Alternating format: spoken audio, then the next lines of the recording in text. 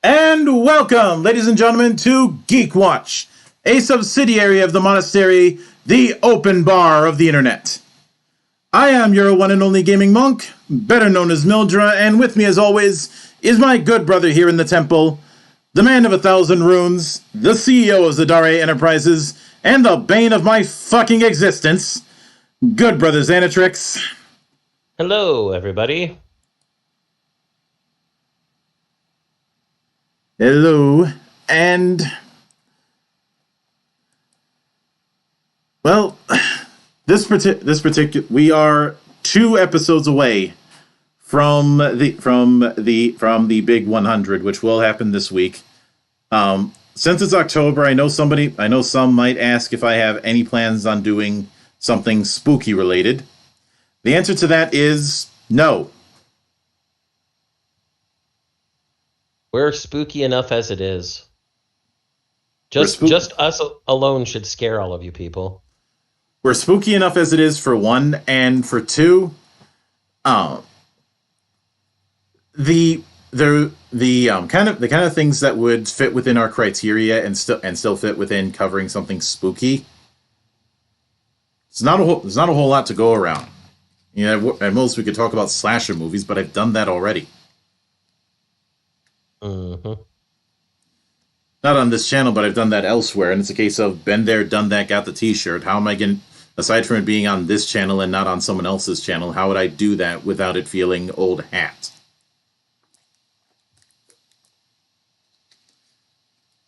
But beyond that, there's also the fact that I plan the episodes several weeks in advance, more or less. Sometimes we have to call an audible, but I try and plan these things ahead.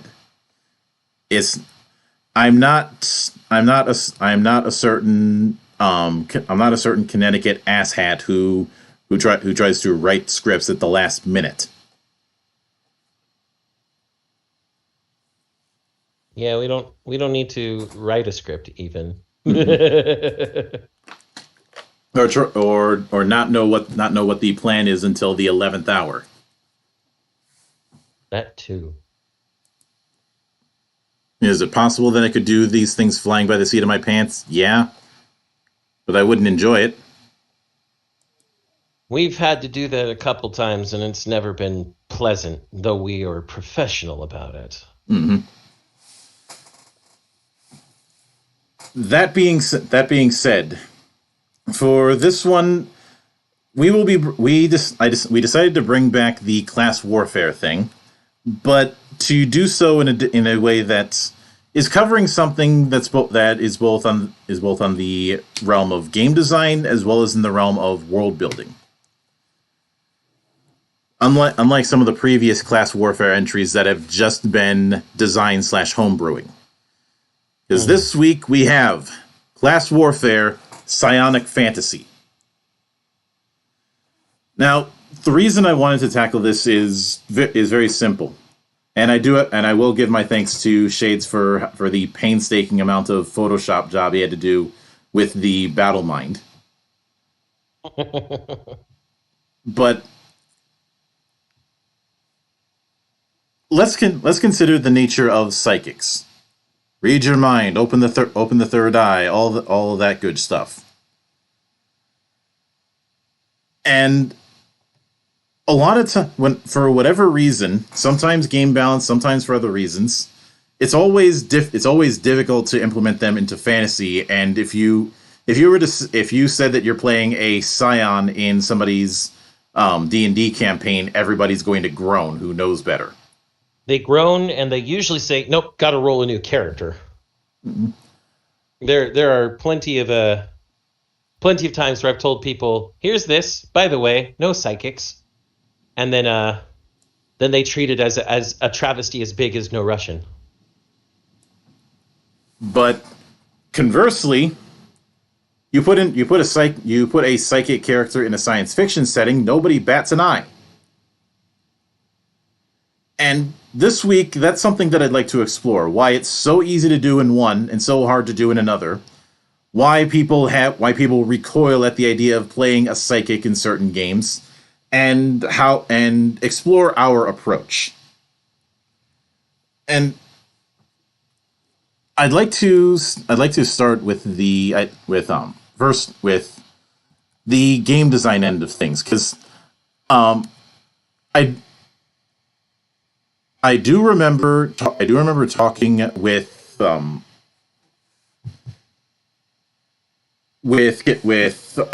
Ernie, and he had said that they kept trying to.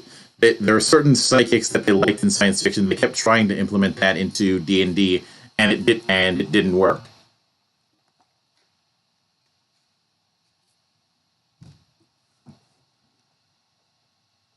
It wasn't from a lack of trying. It's just it didn't work. And I think examining the how and why is a good place to start.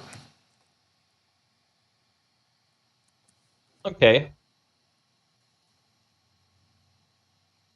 Now, what would you say was the earliest introduction for you when it came to the idea of a psychic in fiction? In fiction in general? Yeah. I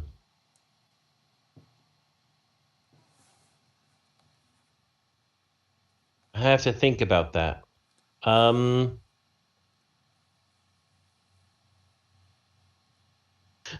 right. It's going to this one's probably going to be a deep cut for a lot.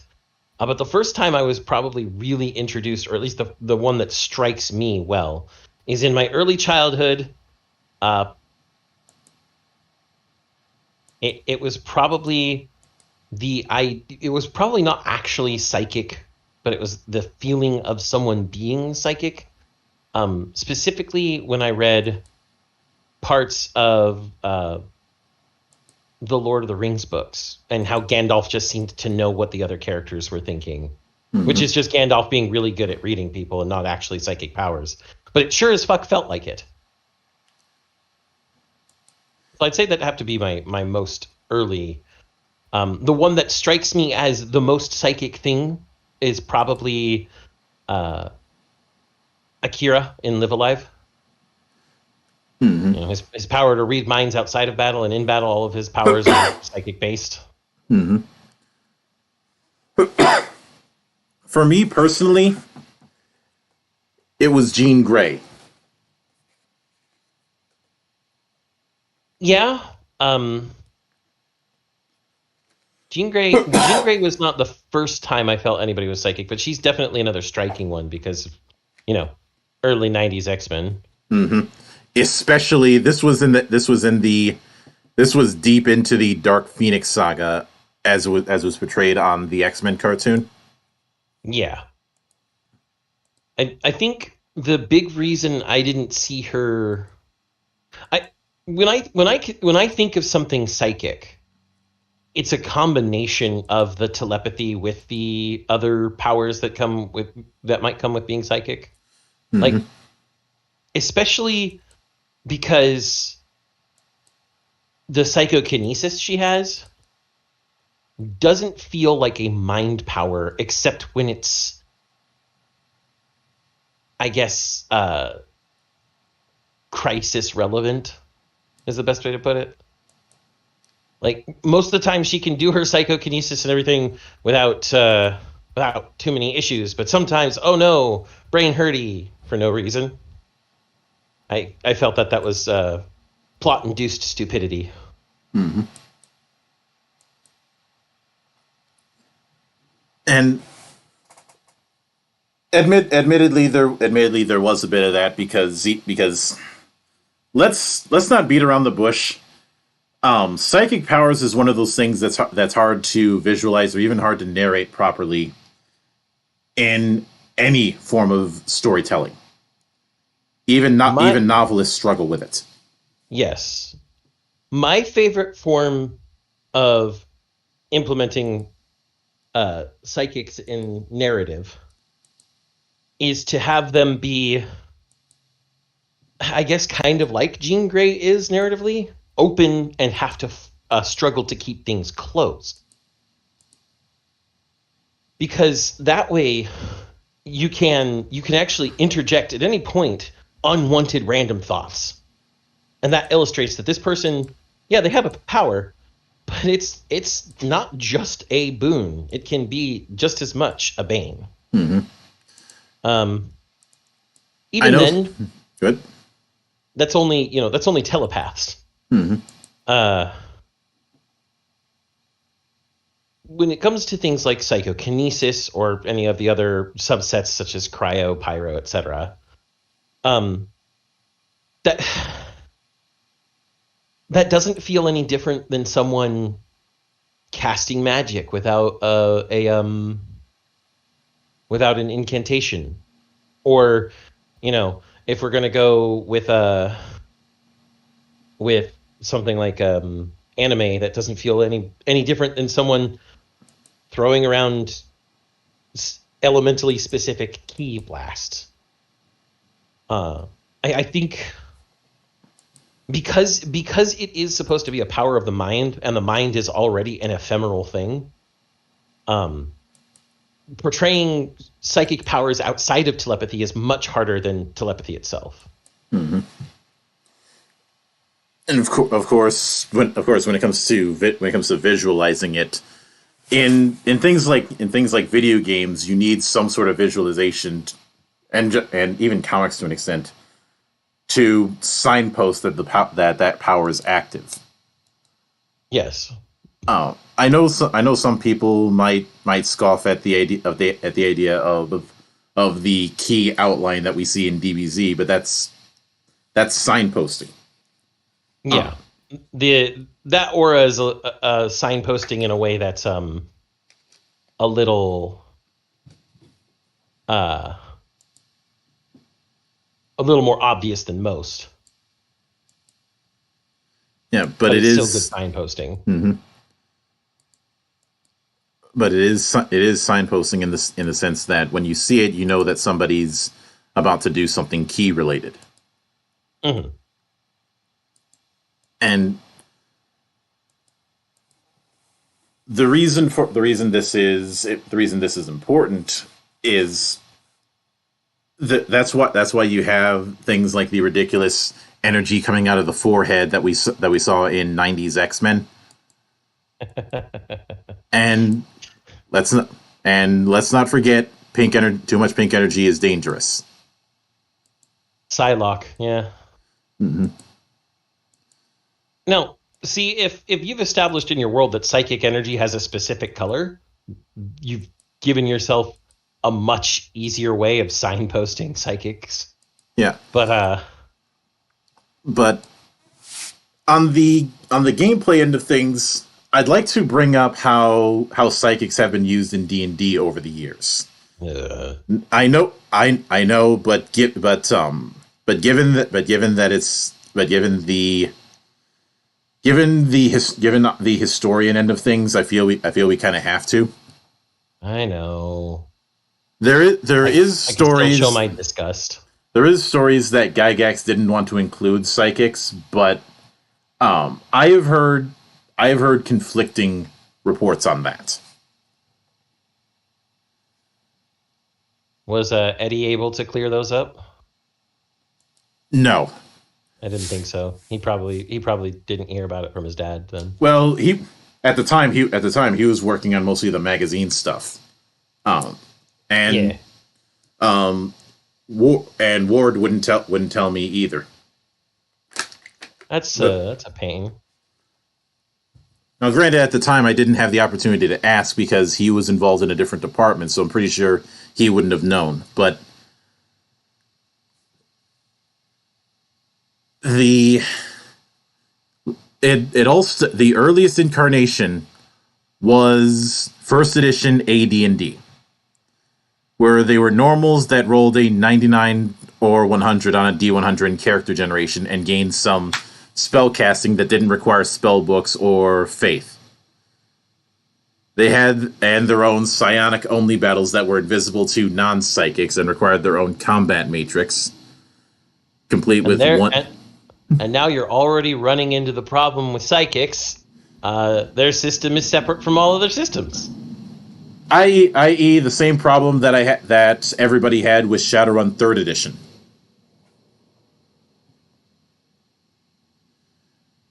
Yeah. The idea was that there would be this psychic battle that was essential that even though it tried to have multiple angles of attack, it's still playing duets, and only one attack could actually affect them, and it was less effective than just using Feeble Mind or regular combat. Everyone would just sit around and watch 10 rounds of a silent fight between people standing perfectly still. Yeah, it removes the rest of the players from play, and it also looks boring to the rest of the players. So it's really bad. That's I a know, terrible way to implement. I know psychic. some people might say that stand users are standing around while the stands do all the fighting. Not true. That's bullshit. Has anyone read, watched, or played any of the JoJo media? Because if you're claiming that stand users just stand around, no. Mm-hmm. Just no. The closest thing I can go with is a couple scenes with Jotaro versus Dio in the 90s OVAs, and that's it. Which was corrected in the more recent anime. Mm-hmm. The OVAs had budgetary limits, people. That's why they were OVAs in the first place. Well, it was the 90s, and everybody was working on a shoestring budget. Yep.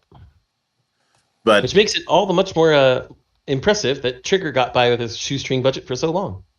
Mm-hmm. But then AD&D 2nd edition gave us the Psionicist class in the complete book of Psionics. Ah, great.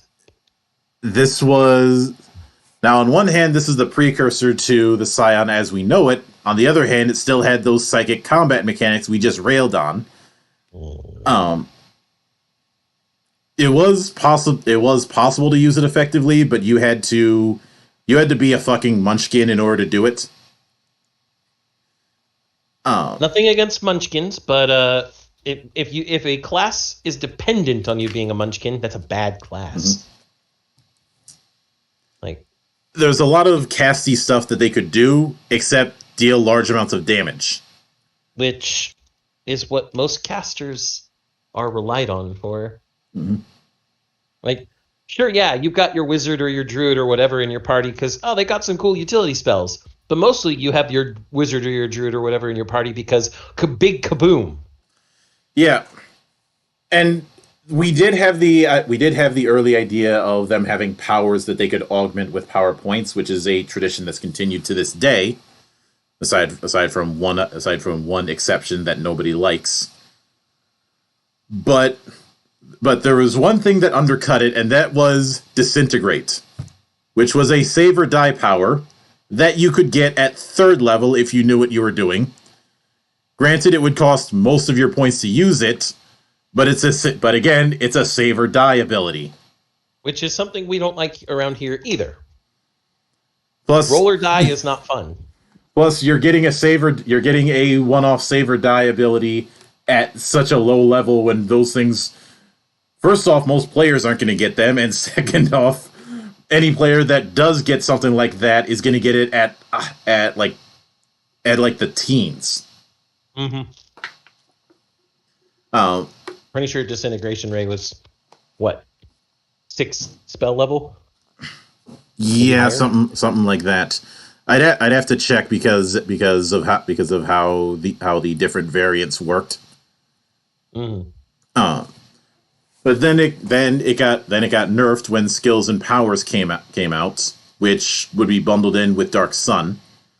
The powers were streamlined, but instead of the power score thing, you now had a target AC for each power, as well as a Thaco used for psionic powers that scaled off of your level. Mm-hmm.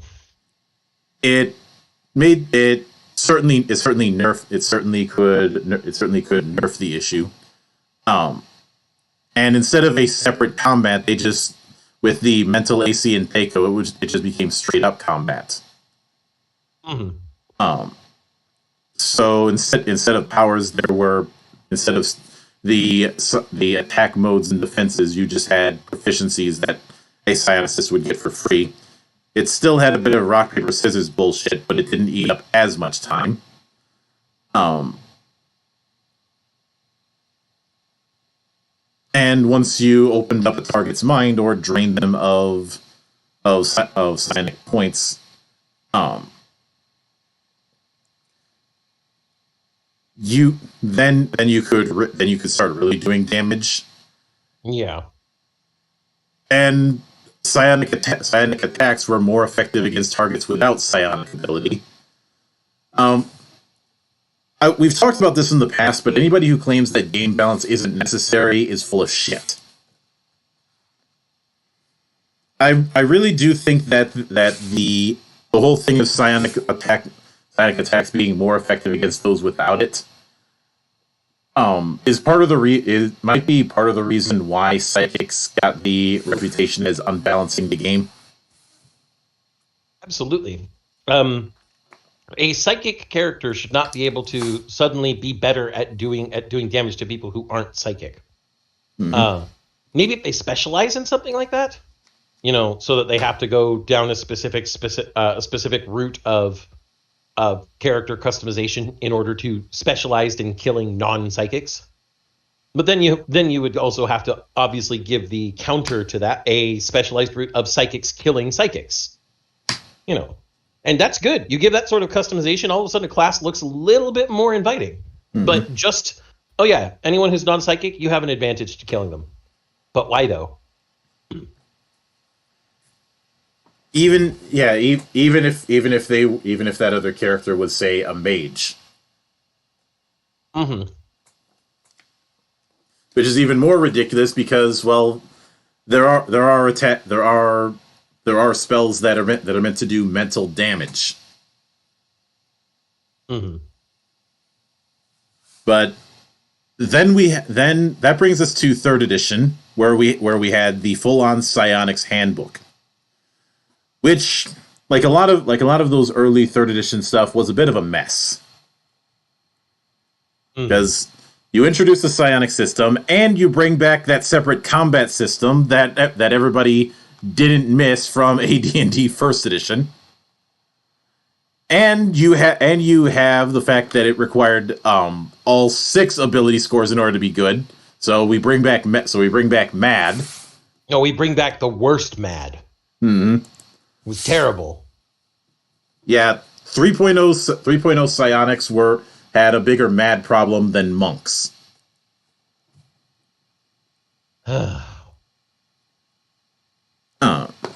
Also, psionic powers didn't level up. Instead, you'd increase points through PowerPoints, which PowerPoints are based. One would think that we would be all over the idea of PowerPoints. The reason that we are not fond of how it ended up working is, as I mentioned before, powers didn't scale up.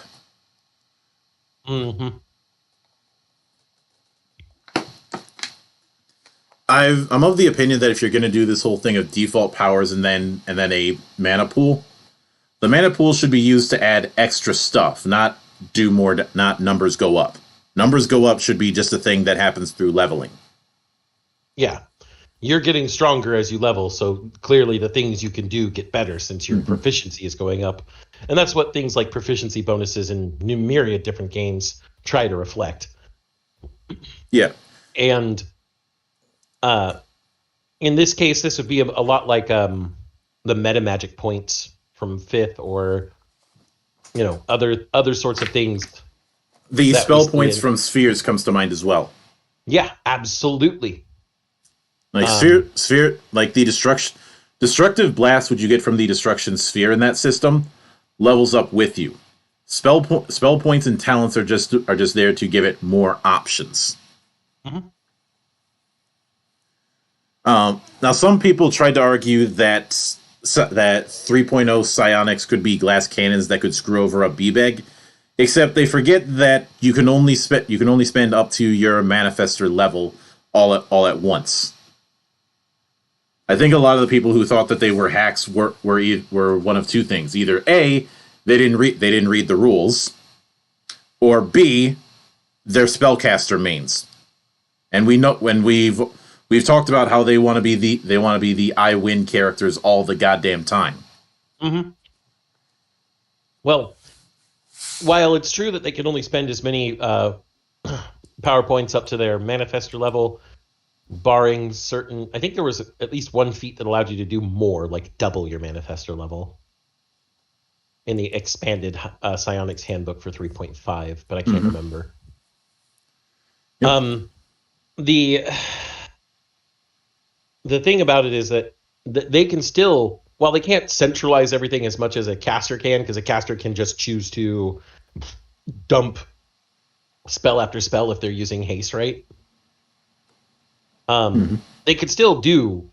They could still be the intermediate between Novaing Wizard that takes over the entire scene to Psionic that almost takes over the entire scene if played correctly to normal people who just want to play the fucking scene. So it still had the capability. It just nobody did it right. Yeah, because the Psionic rules were a fucking mess in 3. Jesus. Now you ended up having in the original one you had the Scion, which was meant to be the Psychic Wizard, and the Psychic Warrior, which between the two, the Psychic Warrior I think is better. But there are a lot of traps. Well, the Psychic Warrior is more balanced, that's for sure. It can't centralize nearly as much in the way that the Scion could. Yeah. And it was a way to get a fighter that could scale, sort of, with casters without the casters bitching. Except for the fact that it was a psychic, so the casters still bitched. And, of course, there was the Tasha Latora, the infamous Tasha Latora build.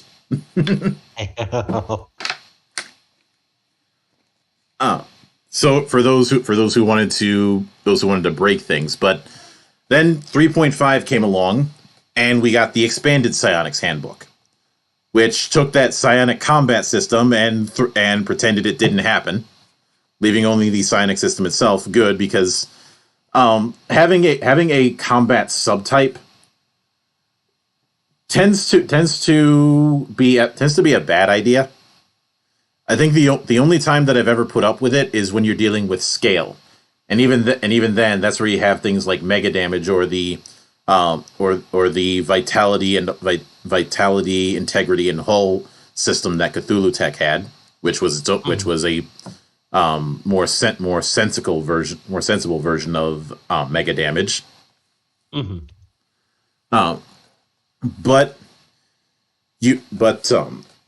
We also introduced new classes like the Wilder, which was a charisma based scion.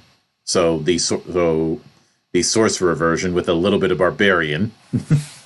And then we got complete psionics, which brought us the Ardent, Divine Mind, and Lurk, which I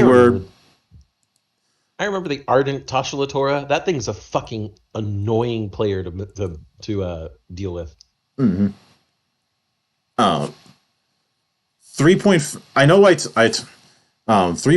Ardents were kind of weird with the whole mantle thing instead of powers. The problem is they only got a handful of mantles and didn't get much else in terms of features. But they were good for Gish builds, and they worked really well with sword sages. Which some people might cry foul because that brings in weeb shit, but we say fuck the grogs. The Divine Mind was mantle based, much like the Ardent, but felt like it was trying to be a psychic cleric. Didn't quite stick. Yeah, it wasn't Godzilla enough to be a psychic cleric. And the Lurk was meant to be the psychic but rogue.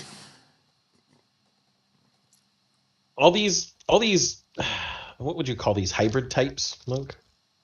Kit bash. I mean, yeah, kit bashes is probably the best word for it. All these kit bashes were, frankly, missing the point.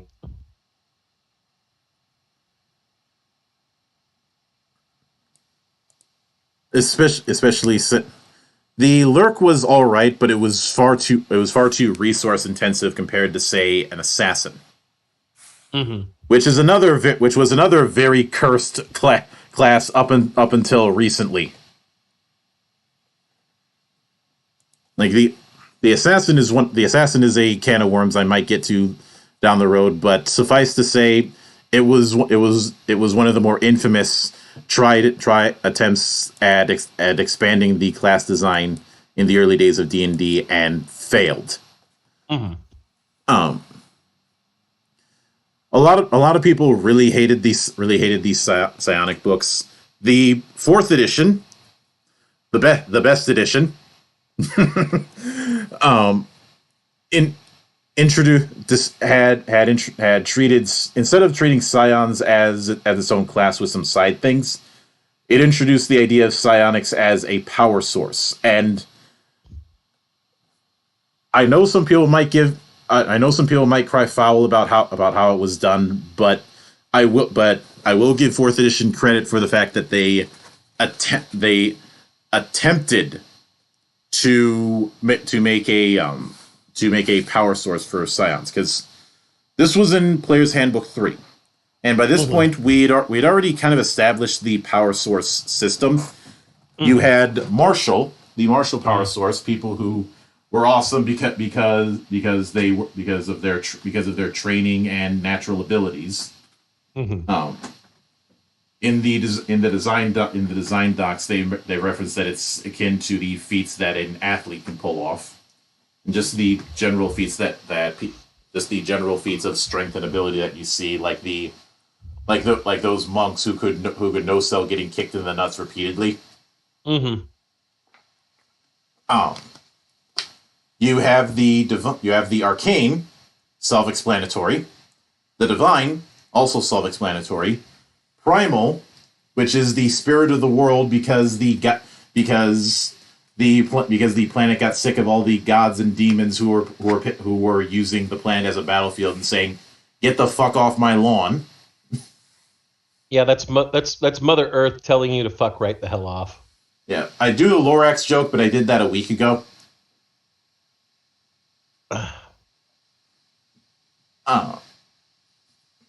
And yes, I've used that joke anytime I play a druid, or especially when I play a warden. And then you have the psionic class, the psionic power source. And the explanation that they gave is that it was a defense system that the universe created when the barrier that was keeping things like illithids and the like out was starting to crack, and they were sneaking in. Yeah. And this is also where they introduced the idea of some shards of that barrier becoming sentient and becoming the shard mind race. But the general idea is that as a defense mechanism, when the illithids start showing up, people start developing powers, mental powers against it. Since illithids are primarily mentally powered. Yeah, I remember. I can't remember if this was in a design doc or elsewhere, but someone described it as akin to white blood cells dealing with an invading presence.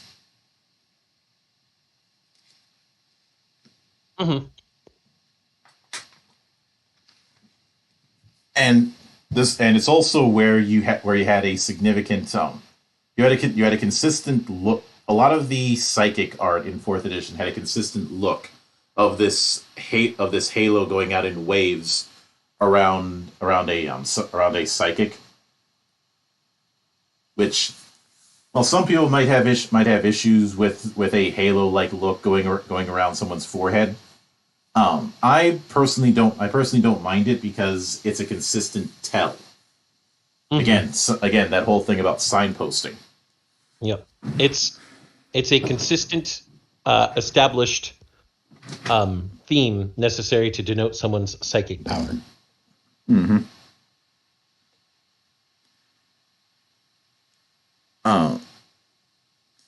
And the Scion in 4th edition was the Psionic controller, and Ardents were made into psychic leaders, battle minds into psychic defenders, and monks into psychic strikers, despite not using the same the same augmentation system that all the other psychics used. I talked about this when we did the grading system for 4E classes, but the way that the way that all these psychics but the monk worked was, instead of having encounter attack powers. There could be encounter utility powers though. You'd get a third at will power, and you could get more at wills than anybody else. Most people would be stuck with 2, or 3 if you played a human. But instead of encounter powers, you would be getting psionic points, and your at wills had options to spend psionic points to augment them and give them extra effects. You'd get those powers back at the end of an encounter because the psychic points were your encounter power. It was essentially a form of cantrip metamagic masters almost. Mm-hmm. And the point pool was smaller compared to in the past, but it was used but again you'd get it back at the end of an encounter.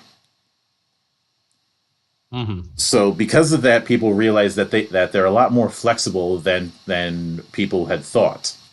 And I've mentioned this in the past, battle minds with no bullshit are the best tank in 4th edition.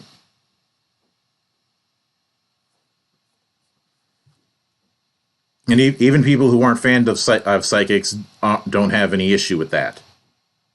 Mm-hmm. Largely because instead of just marking and hindering, they punish people who don't attack them. That and they have ways to make themselves no cell damage.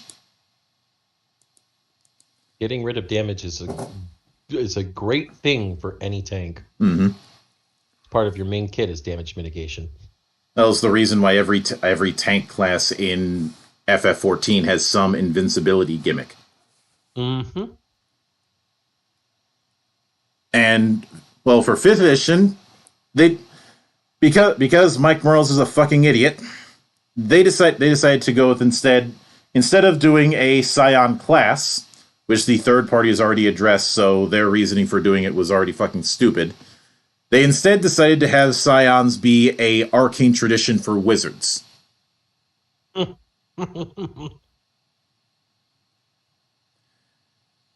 Nobody liked it.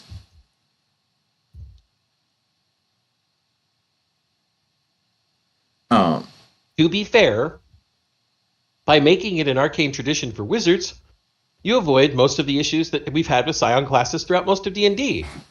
It's no longer a separate system. It integrates into the rest of the play kit for something.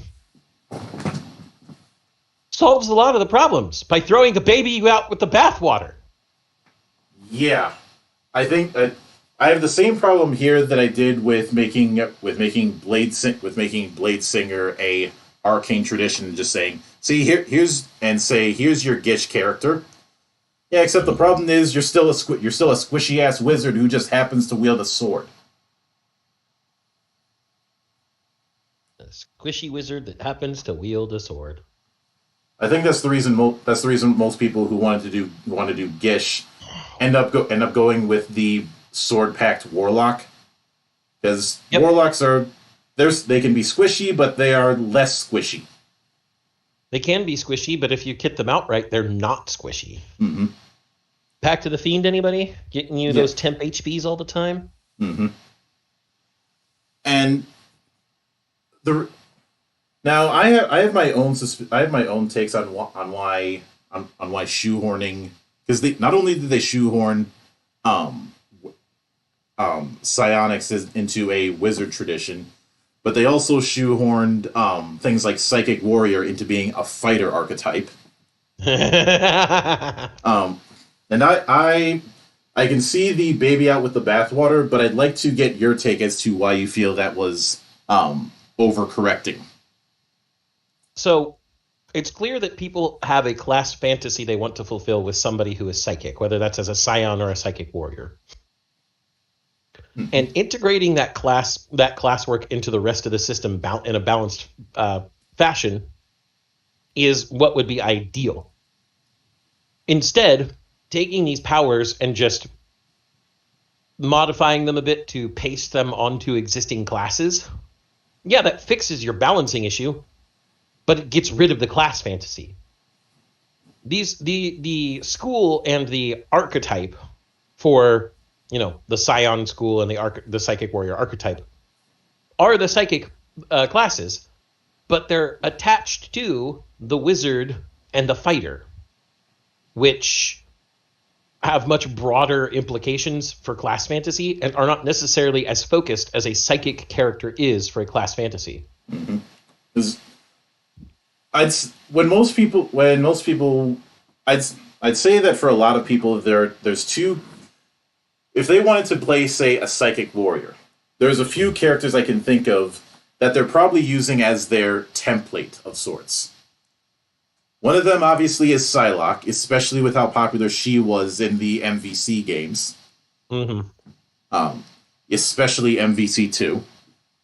And, to be fair, was already a fairly popular character throughout the 90s. I mean, she was self-assured, confident, sexy, and most of all, killed people with pink energy blades. What's not to love?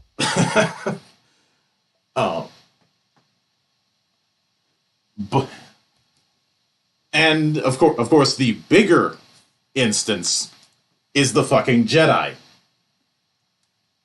Yeah. The Force is allegedly different from psychic powers. It really fucking isn't. And while the Jedi, allegedly, are just light sword wielding wizards, they really fucking aren't. Are some Jedi more wizard-like than others? Absolutely. It really depends on their specialty and how they wanted to delve into the Force. But the quintessential Jedi was established by Luke. Like, not even Obi-Wan in the original trilogy really established a quintessential Jedi. He was there for the mysticism and esotericism of Jedi and to be the mentor figure that passes the torch. He was not there to be the example of what it means to be a Jedi. And as we know, what Luke is eventually referred to as is a Jedi Knight. Mm-hmm. In Extended Universe, we get other Jedi types, the Consulars, etc. And then, of course, there's a rank that they can all reach called Jedi Master, but that doesn't necessarily make it its own thing. That's a rank. Mm-hmm. But Luke's feats were bounding around the place with superhuman agility that was bolstered by his force powers, sometimes pushing people around, sometimes pulling them, and fighting with his lightsaber. I don't think Luke ever did a saber throw, did he? No.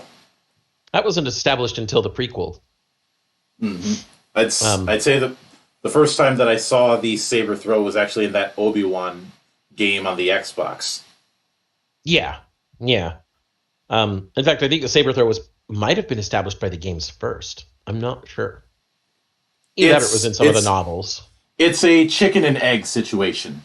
Yeah, it's just, hey, if they can throw and catch things with the Force, why can't they do it with their lightsabers? Mm-hmm. It's a natural conclusion. But yeah, that is a quintessential class fantasy, to be that super agile adept warrior who can read the battlefield with his psychic powers to avoid attacks and return them to enemies and just cut his way through as if he's dancing. Mm-hmm. And of course, now people are just going to say, well, isn't that just a blade dancer? And I'm like, no, fuck you. Yeah, blade dancers are cool, but that's not the same thing as a Jedi. Eat shit. Yeah. But absolutely, Luke Skywalker, the Jedi Knight, the quintessential idea of what a Jedi actually is, would definitely be that idea of a psychic warrior. Mm-hmm. And now that I think about it, it might have been Luke Skywalker that was my first introduction to psychics. I certainly watched it when I was young enough. Yeah.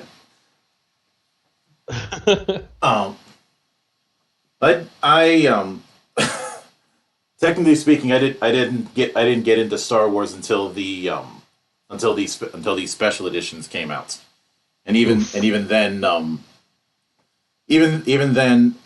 X-Men beat things to the punch.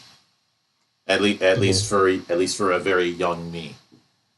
You know, did I ever tell you about the fact that some friends of mine were looking through all their old stuff and were going to be putting it in a garage sale, and I was helping them set it up, and they said, if you see anything you want, just take it with you. And they had the trilogy of Star Wars in VHS Silver Edition before any of the CG edits were added to the film. I still have that. It's mine. Like, yeah, we have to sell this all because we're tearing down this place because it's basically a condemned storage shack at this point. Now, I was like, okay. I mentioned this when we did the ranking 4th edition classes, but truth be told, when it comes to characters that could be the class fantasy for a Scion, there aren't very many strong instances. Well, and I think that's due to the fact that as a Scion, psychic characters in general, when they're portrayed, even in fiction normally, they're still just another type of caster. I mean, Jean Grey, outside of telepathy, she just seems like a caster. Professor X, outside of his telepathy, a caster.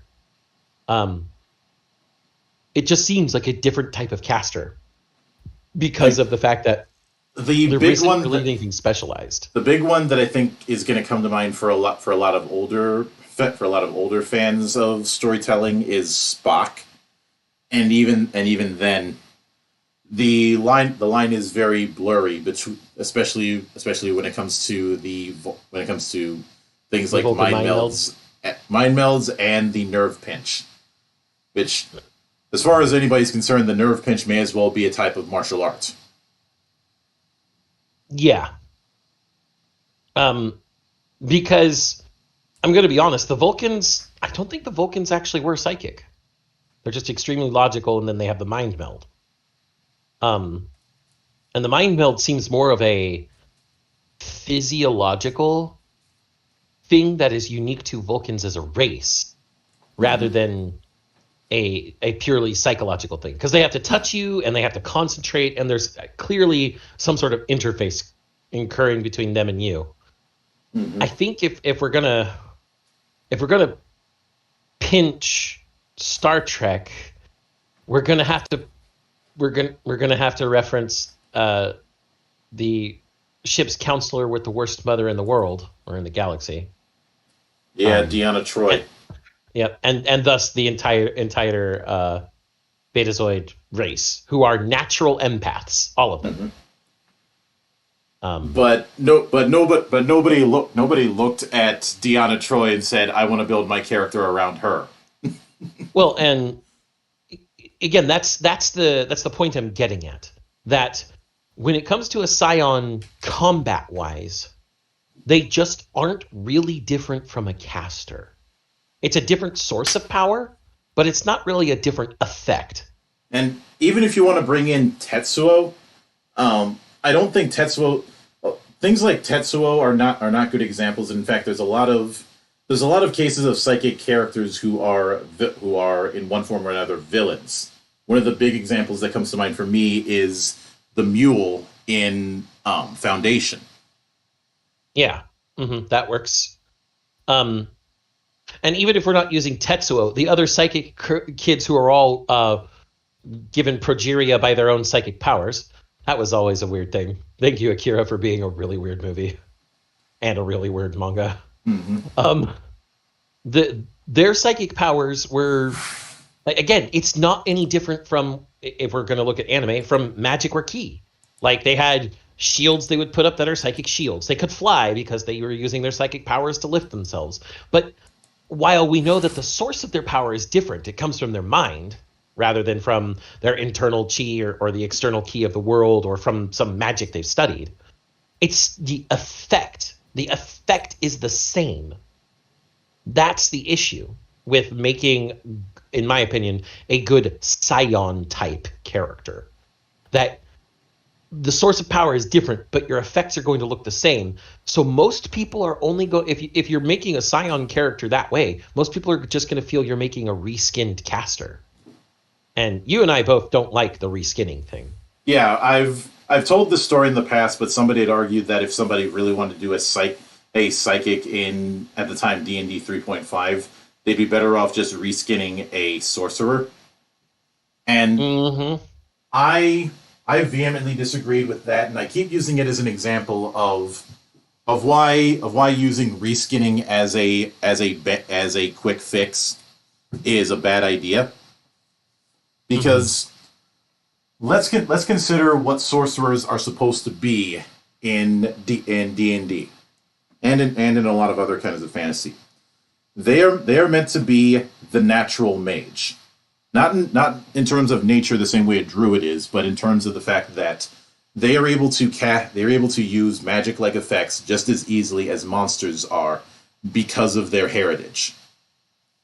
I like to call them the innate spellcaster, rather than compared to the wizard who is the learned spellcaster. Yes, they have an innate understanding of the weave of magic, if we're going to go with Faerun or anything else, they have an innate understanding of what magic is in their world, to the point that they can interface and interact with it without learning, because it's like you said, like breathing. It is natural to them. It is something innate and inherent. However, and in some cases that have come from their heritage. Yeah, the key thing is that they're getting it from their heritage. Even back in 3rd edition, there was the implication that they were descended from dragons. Yep, which is why we had what was the official setting for 3rd? There wasn't one. Monk, that was the joke. I mean, you can say, what is the official setting for 5th? And there isn't one, even though they use Faerun examples most. That was the joke. But yeah, I think that's the reason why in these places you got the two primary flavors of sorcerer: the wild mages versus the dragon-blooded mages, I guess is the best way to put it. And when it came to but the thing is, regardless if it's wild or if it's dragon-blooded, it's still that their magic is born from a heritage. But which makes it closer to exalted than anything. Yeah. But when it comes to, and it's funny you mentioned that when you mentioned the idea of them being dragon-blooded. That was intentional, Monk. But because of that, and because of the fact that that bloodline would evolve into a subsystem for sorcerers, when you think of a lot of psionic or psychic characters in fiction, their heritage rarely, if ever, plays a factor. In some cases, a psychic or a psion might be born to a psychic family. But yeah, in a lot of cases, psychics become psychic. And it's still mostly an innate thing to them. It's something they discover, like when you learn to use your own muscles more efficiently. Yeah. But it isn't innate to them in the sense of as easy as it is to breathe. It's something they have to work at. And I suppose when it comes to anime, one example that a lot of people could bring up with psychics is new types. But when it comes to the power listing of a new type, it's not all that concrete. New type, as intended by Xeon himself, was meant to be a new species of humanity with the empathy to live in the void of space. how this then manifested in series is to people who have precognition, for one. That's what the new type Flash is all about, people. That's them being precognitive about an attack or its danger. You could call it. You could even call it Spidey sense, because it kind of was like Spidey sense in certain ways. Mm-hmm. I kind of wonder if there was some grumblings in Marvel at the time to try and sue them. Now that I think about it, but I doubt it, because it's different enough that Marvel if we're dealing with the 70s, then they were still off the heels of their partnership with Toei. Yeah, that makes sense. And then of course, new types have the ability to psychically control weaponry that was designed specifically to interact with new types. It's never explained how it was designed to interact with new types. The Psykamu is literally, let me put it this way. The Psykamu is the thing that communicates with the new type brain and then communicates with the new type weaponry. Mm-hmm. Well, how does the Psykamu work? Your answer from anyone is going to be a big old shrug. It's magic. I ain't got to explain shit. It is the quintessential, here's the dungeon master from the D&D cartoon, sparks coming out of his hands. It's magic. I ain't got to explain shit. Mm-hmm. Because the Psykamu is never explained in detail mechanically. It just interacts with the new type psychic field and allows them to control the psychic weapons. Yeah. And it's fucking annoying. And normally I could just write that off, but you have an entire but once that got introduced, especially with I was gonna say Char's counterattack, but I feel like the funnel system was in a series before that. But the point is, you have an entire weapons platform dedicated to being integrated with this Psykamu system. Yeah, it was what you're probably thinking of is the Cubelays that had the bits and the funnels in Double Zeta. Mm-hmm. And then, of course, we have the weapons that are attached by wires that are still... The wire-based ones I'm not counting for this. Mm-hmm. I think the original Psykamu, though, was the one connected to the Brabro. Because remember, the Psykamu was big. Yeah. Initially. It wasn't something that was miniaturizable. And the Brabro is the first one that has Psykamu in it.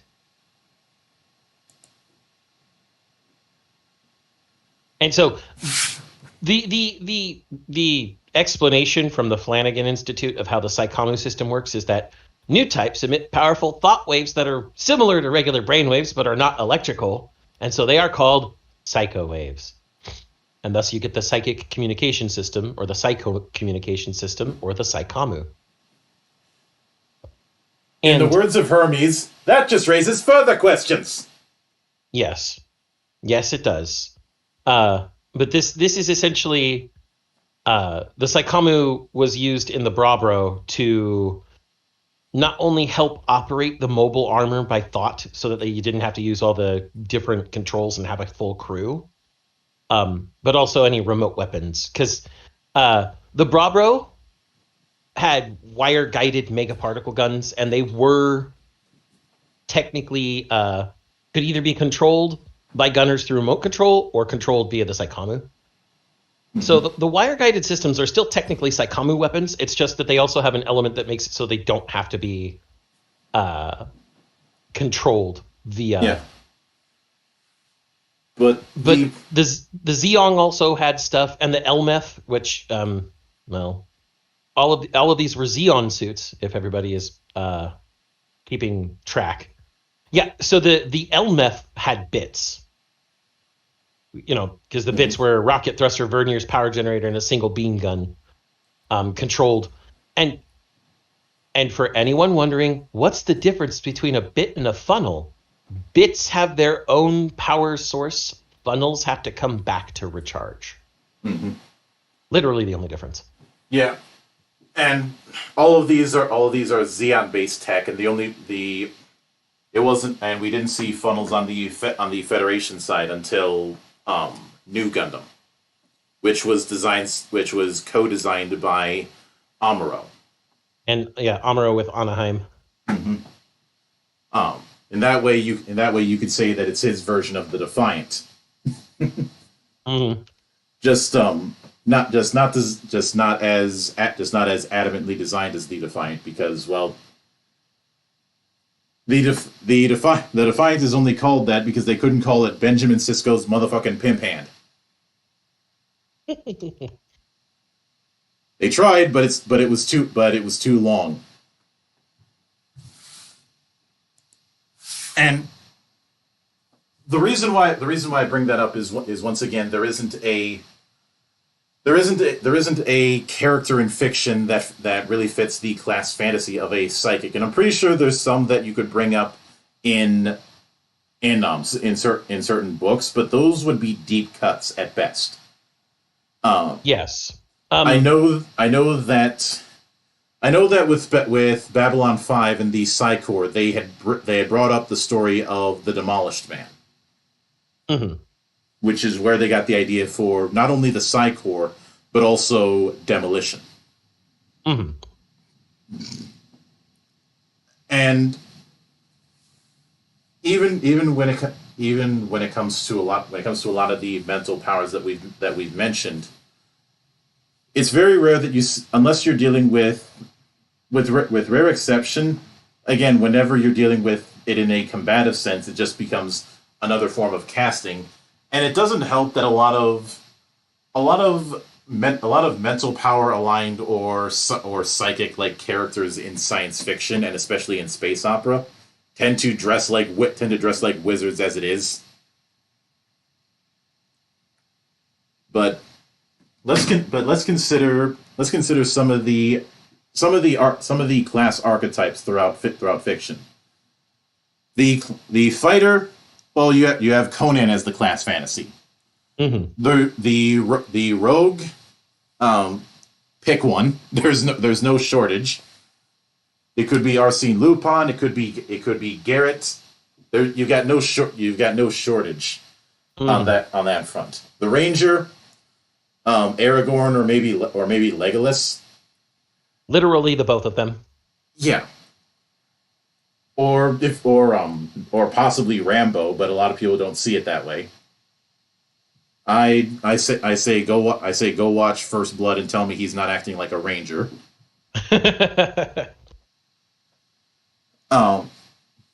The wizard, again, pick one. the sorcerer, Merlin, Gandalf, etc. The sorcerer, again, pick one. Yeah, when it comes to the magical characters, there's a lot of different people you can pick from fiction. The warlock, I'd say pick one. I'm picking Constantine, personally. Sure. You could also pick Bayonetta. You absolutely could. Bayonetta would definitely be a warlock who has some very interesting multi-classing stuff going for her. Yeah, although truth be told, if somebody asked me to stat out Bayonetta, the D20 system is the last system I would use, unless I'm using the Spheres system. Someone told me to stat out Bayonetta. I'd be like, "Are you ready for a lot of epic levels if we're going to be using D20?" Mm-hmm. She already kills gods. She's well beyond the base 20 levels. Yeah. Maybe I could break out the Immortals Handbook for that and just say, well, you asked for this, now you're going to get it.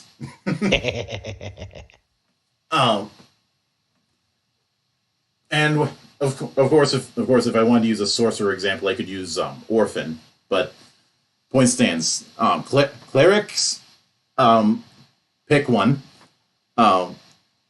Paladin, let's go with Alexander Anderson because fuck it. I mean, if I really want to go Paladin, I would say any fictional representation of the Knights Templar. Yeah. Um, the point the but all of so many martial, primal, and arcane archetypes have several characters that you can use as a basis as the class fantasy. And as you've noticed, we have been naming fantasy characters for the most part. Mm-hmm. When you get to psychics, scions in general, and you start thinking about the class fantasy, you'll find that the mind naturally falls to sci-fi. And that is one of the things I wanted to tackle about why it is so easy to put psychics in sci-fi and so hard to put it in fantasy. I'll boil it down to this: in fantasy, as I've already been saying, while the power source is different, the effect is the same as any other caster. In sci-fi, generally casters don't tend to exist as a thing. Or in most cases. Or at worst, you have psychics being the casters.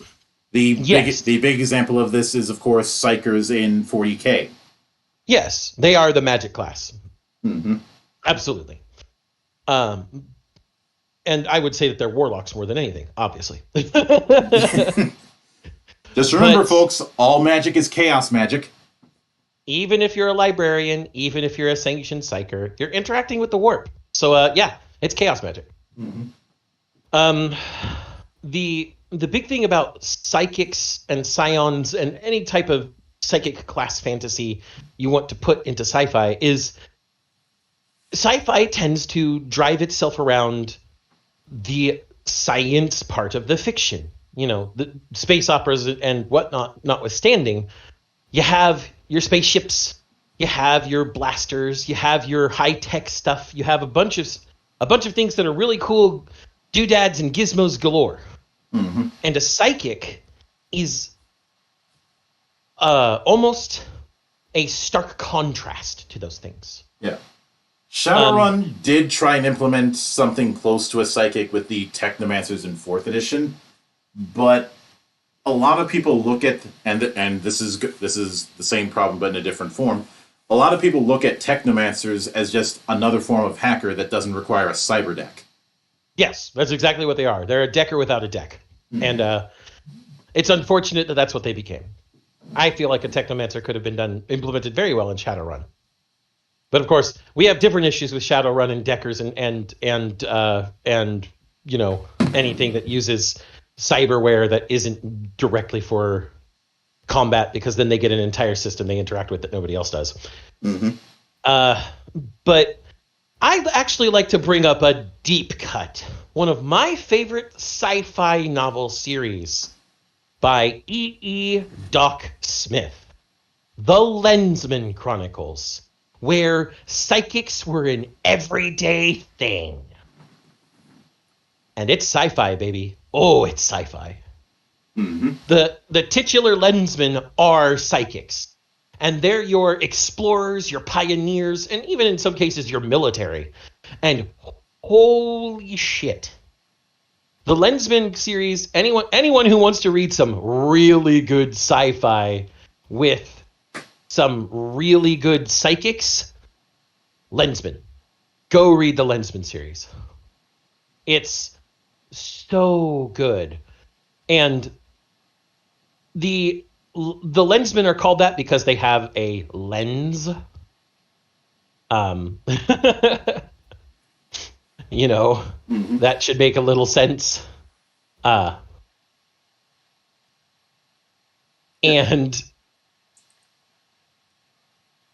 the lenses are a tool given to every. Well, they were initially given to the very first lensman, Virgil Sams, and it forms the Galactic Patrol. So, like I said, they're an everyday thing in the lensman universe, and it's this fantastic mesh of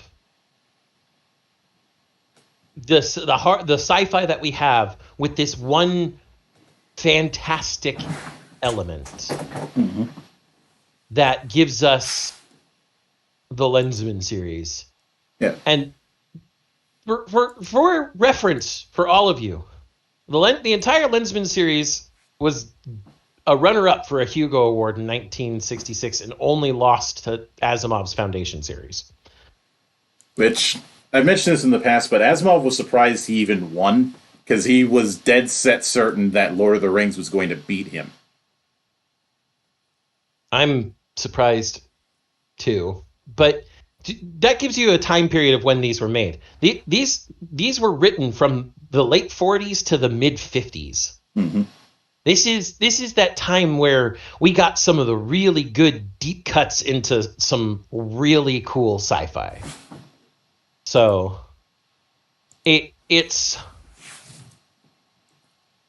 a fantastic story about the lens and the lensman. Mm-hmm. But just to cover what the lens gives a person, a small rundown. They get mental capabilities of varying types, including the ones that they need to enforce law, since they are the lensmen are generally the galactic police. And it also helps them to bridge that communication gap between, well, them and aliens. You're going to need that. At the very least, you get things like mind reading and telepathy. Lenses cannot be worn by anybody but their owner, and will kill anyone else who tries to wear them. And just touching them causes pain if it isn't yours. Why am I reminded of the lawmaker gun from 2000 AD, the one that the judges used? I wonder if they may have taken some inspiration from Lensman for the lawmakers. Given that a psychic division would eventually crop up when it came to the judges, it wouldn't surprise me. Mm-hmm.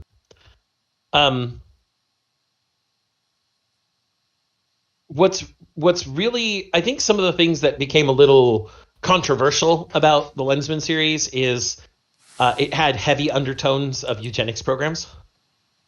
Because there were breeding programs to breed the best lensmen, and eventually it was found that humans were the best choice. You're not exactly dissuading me from thinking that John Wagner was taking some notes from Lensman, because how did Dredd and Rico come to be? Experiments to try and create the perfect judge. Mm-hmm. But this is what I would... So, fuck all of you who are about to scream at me because I'm about to say this, but there is such a thing as ethical eugenics. And in the Lensman series, the eugenics portrayed are an ethical form of eugenics. We're not dealing with the clanners. Yeah. Or the clan. It's not... It's also... here's the second fuck you to you all. It's also fucking fiction. Get off your high horse, because I know you're going to scream at me for it. Yeah, but contrary to the belief of weirdos, fiction does not magically influence reality. Yeah, those weirdos need to get their heads checked, because if they think it does, I worry for them and their ability to delineate fiction from reality. Also, just remember, the set of pixels will not thank you for your activism.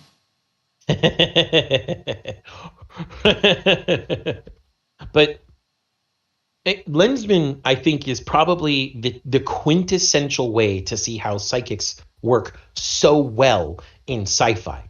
You are dealing with things beyond normal understanding, and there isn't a way to deal with them like there is in fantasy.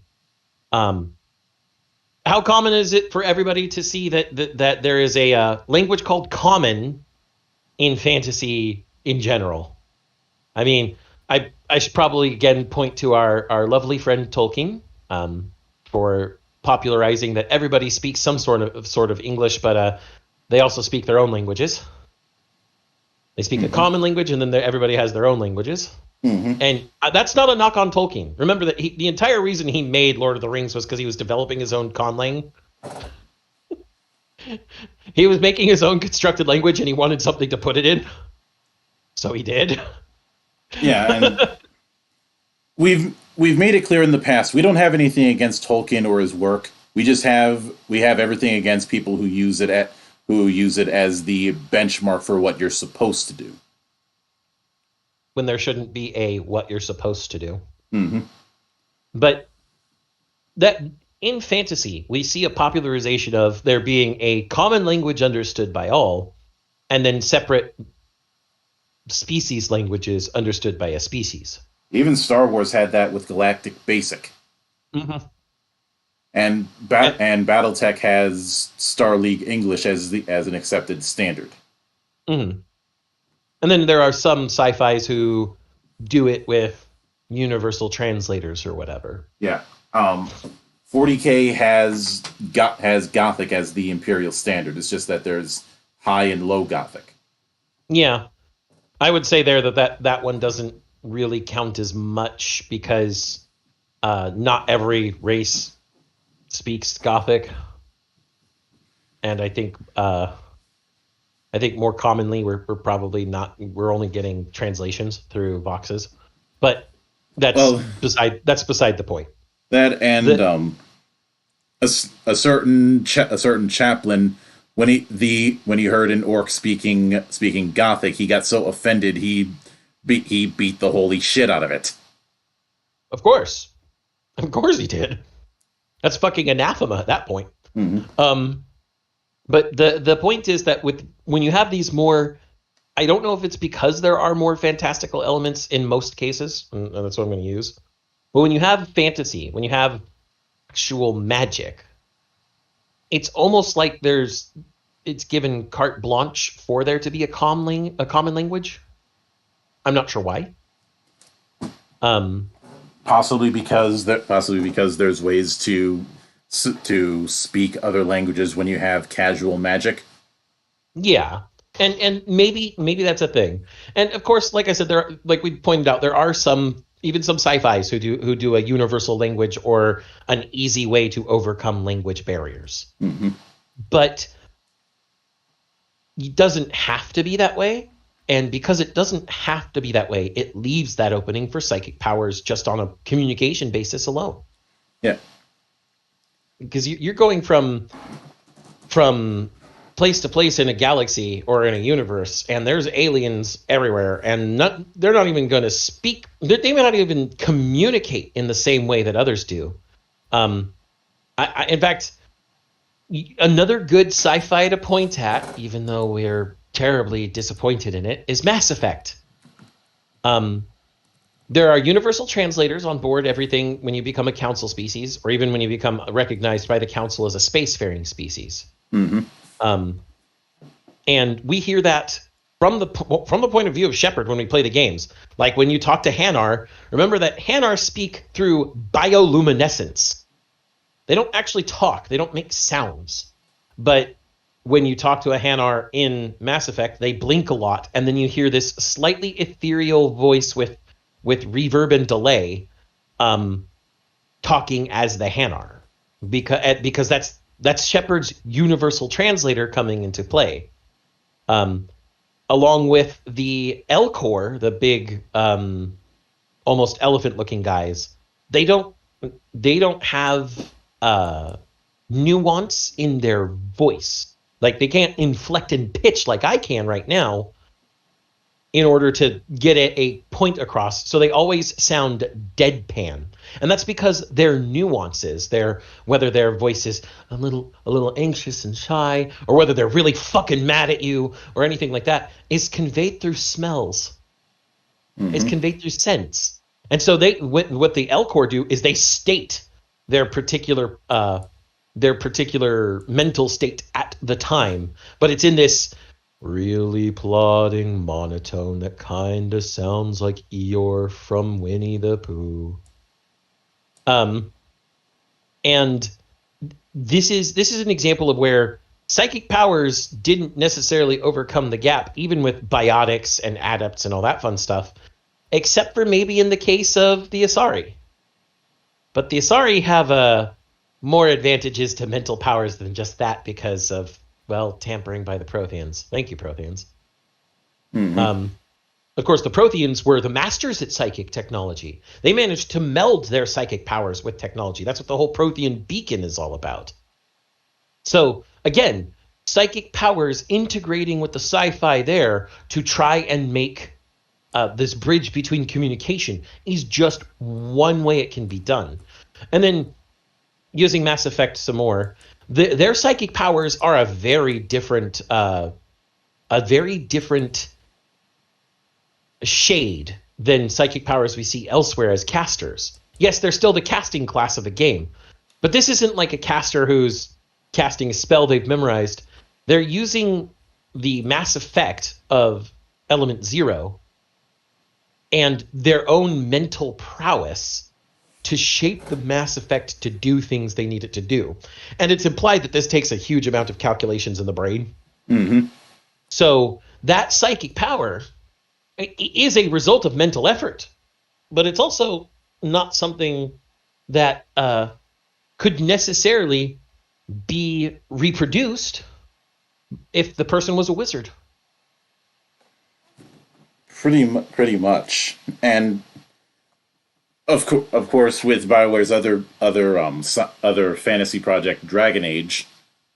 Well, casters in that are basically cribbing notes from Warhammer, including the whole thing of how lyrium is both the fade and the way lyrium works with them, because it's definitely used to help as a way to recover magic ability, but we see plenty of instances of overuse causing someone to be lyrium addled, or just overexposure to pure lyrium can do that. And of course, two had the red lyrium, which felt a little bit too much like red kryptonite, if you ask me. I do hope that sometime in 2023 we will do a reconstruction of Dragon Age 2, because I have some things to say on that. I'd also like to point out that if they're cribbing more other notes that they're cribbing from Warhammer is blanks, the pariahs, the people who can't be Yep, all the dwarves are basically blanks. And they can manufacture blanks, which is what the Templars are. Manufactured blanks. In order to keep a check on mages. Yeah. And just the presence of a Templar is enough to annoy some mages. Because of the lack of fade stuff from them. But they're manufactured through the use of lyrium as well, which is also weird. But the point is that when you have all the stuff that magic can do, as well as a smaller distance between communities compared to the distance between planets or galaxies. You end up having the issue, as we mentioned throughout this, of psychics just feeling like another form of magic. And there is, when it comes to game design, there is one entry that I knew I was going to have to bring up. I had been delaying it for the longest time, but I may as well rip that Band-Aid off. Okay. No, it's not Trinity, even though Trinity through Aeon and Aberrant had psychics. Those ones work the way you'd expect psychics in a science fiction setting to work. Aberrant was more psychics as weird superheroes, but that's another story. No, let's talk about Anima. One of the cases where they actually got it the fuck right. Yeah. I'm not gonna lie. I can't disagree on that front. Now, should I give the skinny, or do you want to give the skinny on the psychic matrix? I think you should. I made a key character in that review, remember? Yeah. Oh yeah, just in case everybody forgot, the entire way I met Mildred in the first place was he was asking for help in creating characters for his review of Anima, and I was the only one who gave him anything. Yeah, because everybody else bailed on me. Yeah, they flaked out, which proves that I truly am the best. But now, as far as the origin story of psychic matrices, that is never given, or it just hasn't been given yet because Carlos is holding out on me. Either way, but in terms of the way the psychic matrix works for characters, first off, you have an entire set of classes. You have an entire set of classes built around it with the psychic and then the psychic hybrids, because there are more hybrid classes in Anima than there are pure classes. Yeah. I mean, you have the psychic warrior, you have the psychic caster, and as an aside, the first thing that I think helps it work is the fact that there is a very clear point of origin between magic and psychics. Yeah. As well, I've actually opened the Anima Beyond Fantasy Core rulebook in front of me right now, Monk. Mm-hmm. As stated, not everything can be explained through powers of the soul, which is where magic comes from. Magic comes from the wake. Yep. A lot of what would be considered soul power and the energy from it is ki. True. Psychics are from developing a mental matrix, which is where the psychic matrices concept comes from. Yep. It says a person's psyche produces an enormous amount of energy called a matrix that can be used for controlling matter and modifying the laws of physics. Mm-hmm. So could it be said that a psychic speed hacks the universe around them? Yes. It is.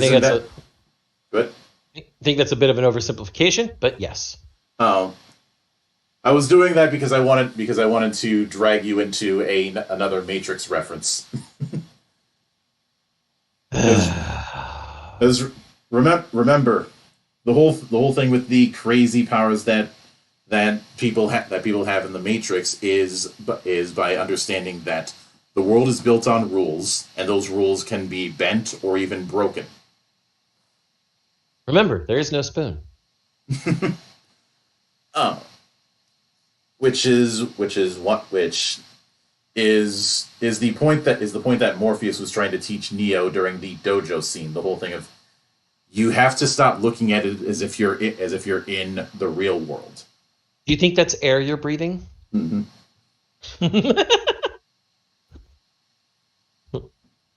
You're too fast. No, I'm not. You're just too slow. Sonic would have fit in well into the Matrix. Yeah, and I have used this particular concept to explain the Taoist powers in Keen the Warring States, because it's using that same thing of the world is built on rules, but you know the loopholes or know how to bend the rules. Mm-hmm.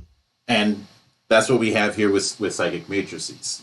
The other thing is that mechanically speaking, spellcasters and pure spellcasters, pure summoners, and pure psychics and key users work on completely separate systems. Yes, they do. But unlike the mess that I'm sure many of you are going, how does that work? You just talked about how pissed off you were that psychics in D&D were a completely separate system. Fuck you. They work on completely separate systems that still interact with the main framework equally. Mm-hmm.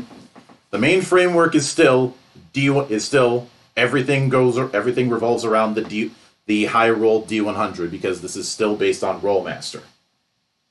Yeah. The difference is where they're going to be putting those sweet development points and how they're going to be using them. Remember, people, anima is great, but it's also really crunchy. So if you don't like crunch, not the game for you. Mm-hmm. But if you like being able to do a bunch of crazy shit, this is the game for you. If you like being able to do a bunch of crazy shit and you're willing to work through the crunch, even if you don't like it, this might be the game for you. It's true. It's certainly a game for me, but that's just one of many games. We've talked about this in the past. Crunch is not the devil. Just because there were some really bad, excessively crunchy games in the 90s does not mean complex rules is something that we need to avoid. I would say we need to bring that back, or at the very least strive for crunch medium, instead of this idea of making everything so narrativist. I say we need to strive for what crunch is appropriate for the game that you're creating. Well, that too, but you get my point. I've seen people who will turn off from a game just because they think it's too complicated, and then just house rule it into some OSR shit.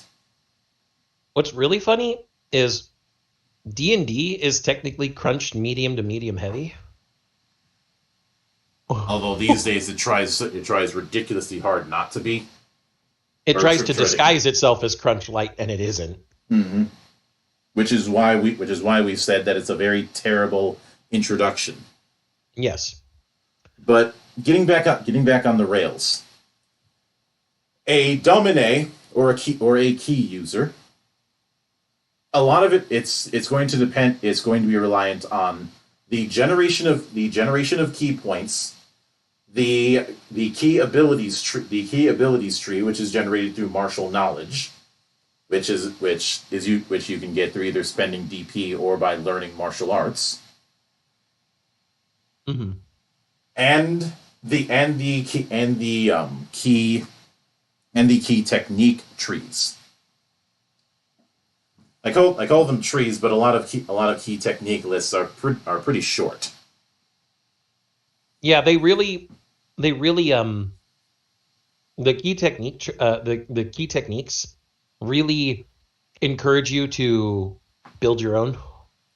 In fact, there's a whole system to build your own, and a lot of pages. It's pages long, and it is built upon the fact that the stronger it is, the more expensive it is in terms of martial knowledge as well as key use, and key points are generated through your physical ability scores, mm-hmm. and can be generated passively. Magic relies on the path level to determine what spells you can even cast. Your Xeon, accumulation, and potentially projection. Xeon is your MP. Accumulation is how much MP you can accumulate towards a spell. The analogy I always use is consider the idea of charging spells in an MMO or in one of the Tales games. Mm-hmm. It's not you spend MP and then fire off the spell. You have to gather the amount of MP that you're going to be spending, and then you can fire it off. Yeah. And of course, there's a bunch of other stuff, and that's not even getting into the whole meta magic thing that was introduced in that introduced the Arcana Sephira, and psychic matrices. You have a pool known as power points. These can be used to either temporarily or permanently access a type of psychic matrix or power, as well as and that is the permanent use of them, or they can be used to create temporary boosts or temporarily allow you to access a power. Mm-hmm. Each individual power is rolled on a D100 based roll based on psychic projection, and produces a varying effect depending on what you rolled. There aren't a whole lot. A lot of the each of the individual powers works on a kind of chart where at the lowest levels you end up suffering fatigue, and then it shows how in the overall intensity of that power. Yeah. And because of that, the whole thing of it being just another form of casting doesn't happen. That's the key thing with it, is that you cannot dress up a psychic and pretend that it's a mage in Anima. Yeah, because mechanically it just works differently on how they use their power. There's also just the fact that a lot of the stuff that mages can do, psychics can't, and vice versa. Mm-hmm. And a lot of stuff key users can do, neither the other two can do. And that's not getting into summoning as well. Yeah, or the exet books. God, the exet books are. Take crunch, add crunch. It's very tasty. Of course, how could I forget about Prometheum exet, which added in rules for supernatural weapons. No. I have that book. The community has also created a system called Psywired, which is basically meant to be the Arcana Sephira, but for psychics. Mm-hmm. And of course, there was much like how there was a magical theory system for mages for different casting traditions. There was a I guess I'd call it a psychology system for psychics, mm-hmm. where different states of mind could grant advantages and disadvantages. But the point with all of this is that a psychic is its own thing. And oddly enough, when I've run Anima for both one shots and for longer campaigns, that whole issue of roll a new character when somebody picks a psychic, that doesn't happen. Oddly enough, more often than not, it happens. I get that thing with summoners. Why? I think because some people don't like the idea of someone managing multiple characters, or doing quests for great beasts. I can understand why some people wouldn't like that. No, we're not a fan of having summons have their own separate character sheet. This is true. So given how much crunchier Anima is, I can certainly understand that, especially since Anima did something that most of the bigger names don't do, and that's provide a monster creation system. Yeah. And it didn't take long for people to take that monster creation system and create what was known as Project Claymore. If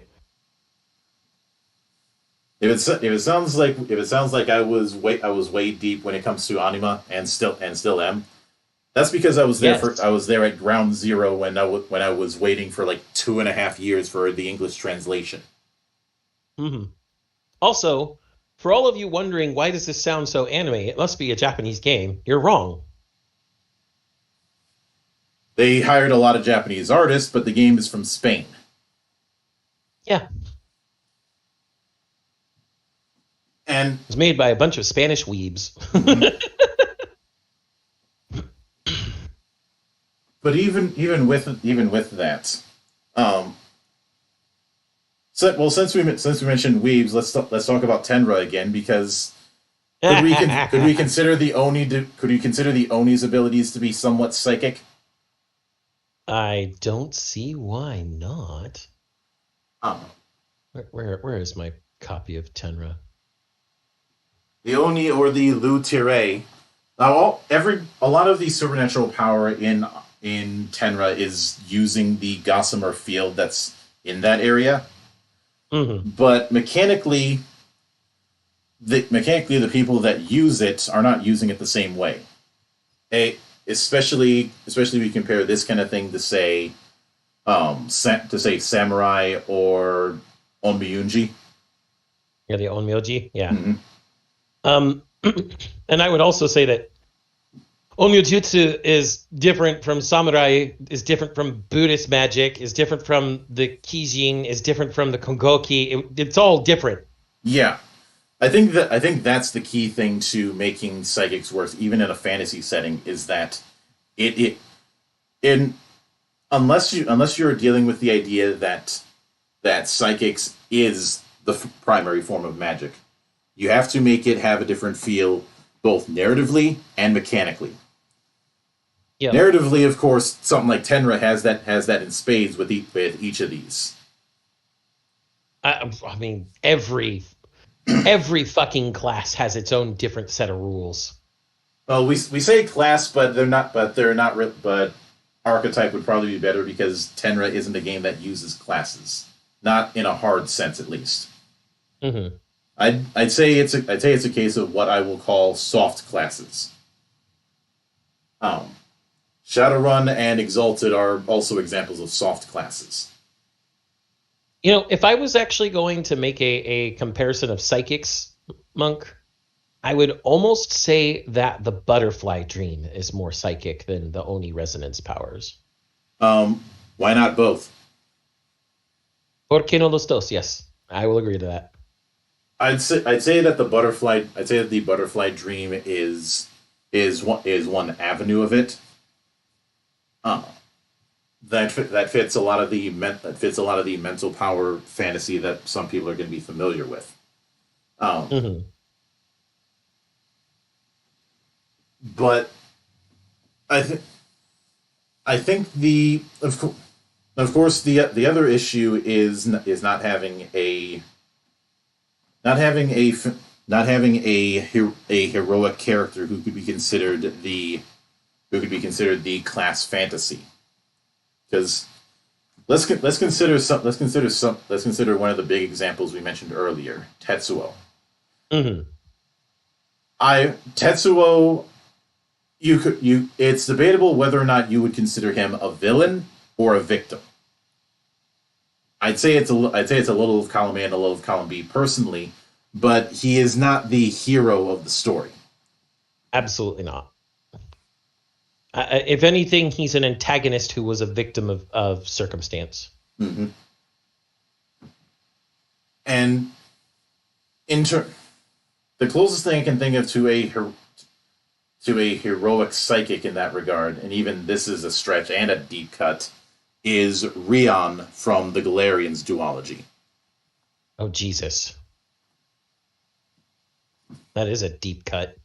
And even then, its psychic powers through drug addiction. I'm pretty sure you could also bring up Judge Anderson from Judge Dredd, but Anderson is a supporting character. Yeah, the Psi Corps did get their own books at some points, but when you think of 2000 AD, you're thinking of Judge Dredd. And and obviously he's not a psychic. And I've brought up certain psychic characters in Marvel, not so much DC. DC doesn't have all that many psychics, but a lot of them are not the characters who are the draw. As instrumental as Charles Xavier is in the X-Men, he's not the person who's going to be on the cover. Yep. More often than not, when we were growing up, I think you'd be more likely to see Cyclops or Wolverine on the cover, not him.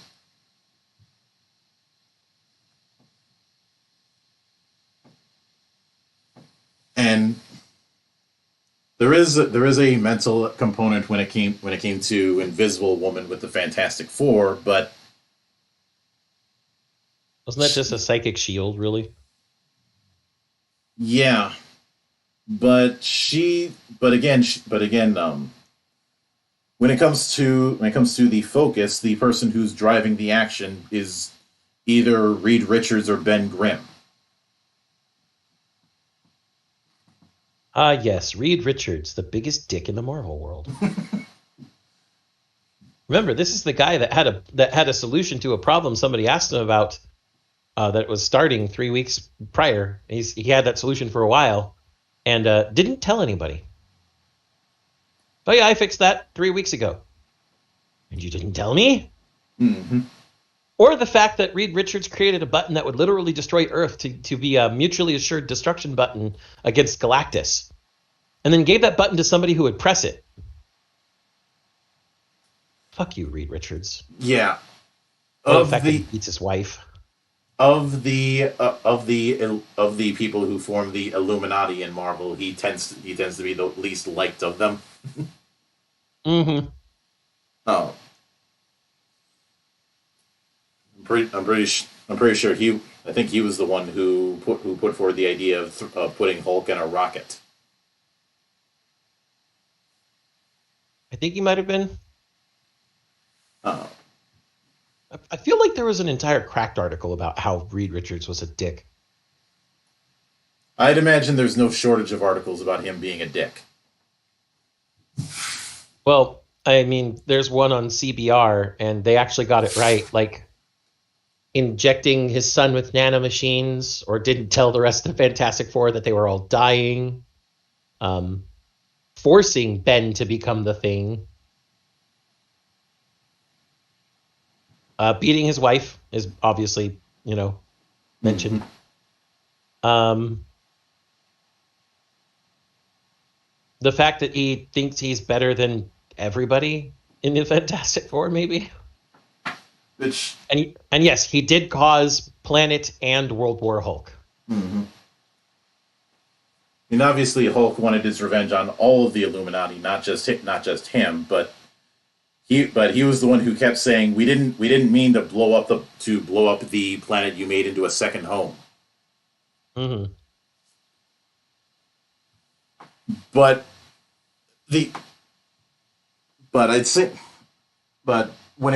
I think we've nailed down a couple pillars on how to do it. One is the fact that having a mechanical design that is significantly different. And I know some people might bring up the psionic points thing being in D&D being different from the from the spells per day thing. That isn't different enough. It's still a caster, just with a different resource. I mean, let me put it this way. Paladins, especially in recent years, are half casters. Mm-hmm. And what do? They sacrifice casting slots for smite most of the time. That's still not very mechanically different from, say, a barbarian who has specific additional features to use while in rage. Mm-hmm. It's just that it's a different resource being used. Yeah, and obviously the psionic combat system that was in AD&D is not the way to go about it. That's swinging the pendulum too far the other way. Mm-hmm. You're creating an entirely separate system from the core framework that it has to work through. Yeah. It needs to be mechanically different and unique.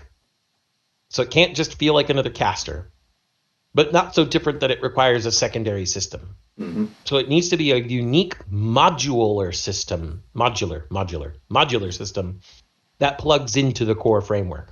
Yeah. Now, obviously, in something like Spheres of Power, you can do psychics just using the sphere system as a different casting tradition. But that would be an unfair comparison because due to the fact that the sphere system is so broad in its design, mm-hmm. there is very little upper limit to what you can do with it because it's designed to be a setup of effects that you fill in the blanks with. Mm-hmm. So all that it would be is just a different set of available spheres and a different casting tradition. Which is perfectly fine, but it doesn't quite fit what we're exploring here. But I would recommend it. Yeah, it doesn't really fulfill the class fantasy. It's more, while it's not exactly the same as what D&D 5th did by making Psionic a casting discipline for wizards, it's closer to that. Mm-hmm. It's a modular system that anybody can use, which is why it isn't as bad, because just being tied to wizard is what makes that bad. Yeah. Or let me rephrase that. Being tied only to wizard is what makes that bad. Yeah, Spheres of Power may be a casting system, but that doesn't mean that it's only meant for wizards and the like. And hell, the videos on Drop Dead Studios' YouTube channel gave an example of how you could do it for Bakugo from Hiroaka and Storm with completely different results because of that modularity. Mm-hmm. And that's good. That's actually really good. I really like that. And the thing is, both of them were elementalists in terms of classes, but that doesn't mean that they're using magic per se. Yeah. But so if we're looking at these pillars, unique mechanical set, which also necessitates a unique narrative set. Yeah. Of rules that is a module attached to a core framework which can integrate all the modules designed for it. That exemplifies this sort of mental mastery that we've been seeing as a common thread in sci-fi and fantasy that has psychics. Mm-hmm. It's not learning magic like wizards are, and it's not innate magic that is so easy to use, like it's like breathing, like sorcerers are. It is a Goldilocks zone between the two. It is innate to a psychic's powers are innate to them, but it is not hereditary, and it's something they have to train, but not necessarily something they have to study to even understand the basics of. No, I would say in that regard, if somebody were to ask me to design a psychic class for the most ubiquitous role-playing game, I'd say, first off, there's already a dozen people in the third party who have done it for me, so I would say no to that. But if I were to design it just in general, first off, it would have to be in a system that has some form of modularity. D&D has never been a modular system. It has a set of things it wants everybody to go by, and even though there's the claim of just house rule it, there isn't a whole lot of guidelines depending on what you're trying to house rule. And the fact that D&D don't want to bother with tech levels is why you can have gun rules that are so wildly different from each other. Mm-hmm. And no, trying to reskin crossbows into guns doesn't cut it. Nope. I homebrewed and house ruled my own set of steam powered magic guns. They were basically fucking OP, but they had a chance of blowing up in your hands if you didn't have proficiency. Mm-hmm. I had to balance them somehow. Yeah. I've balanced firearms in other ways, but again, because of a lack of a tech level, there's no guidance. Yeah, I basically had to swing it. It was interesting doing a 15-foot, doing a magically steam-powered blunderbuss that does a 15-foot cone of bludgeoning damage and a 15-foot cone of steam damage. 3d6 and 3d4 respectively, I might add. Yeah. But the one of the things that I would build around is that let's consider this. With a lot of casters, there's usually a set of casting schools or traditions or the like. D&D, of course, has things like abjuration, conjuration, necromancy, summoning, etc., etc. Evocation, yeah.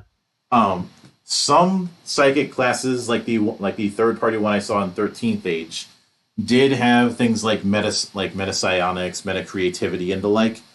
That is one angle. And it's and the disciplines within anima are a lot like that too. Yeah. Another potential angle is building a power set based on mindsets. That could work. Essentially based on different psychological states. And because of this, you could have, because I think the idea with a scion is to have a very large horizontal development.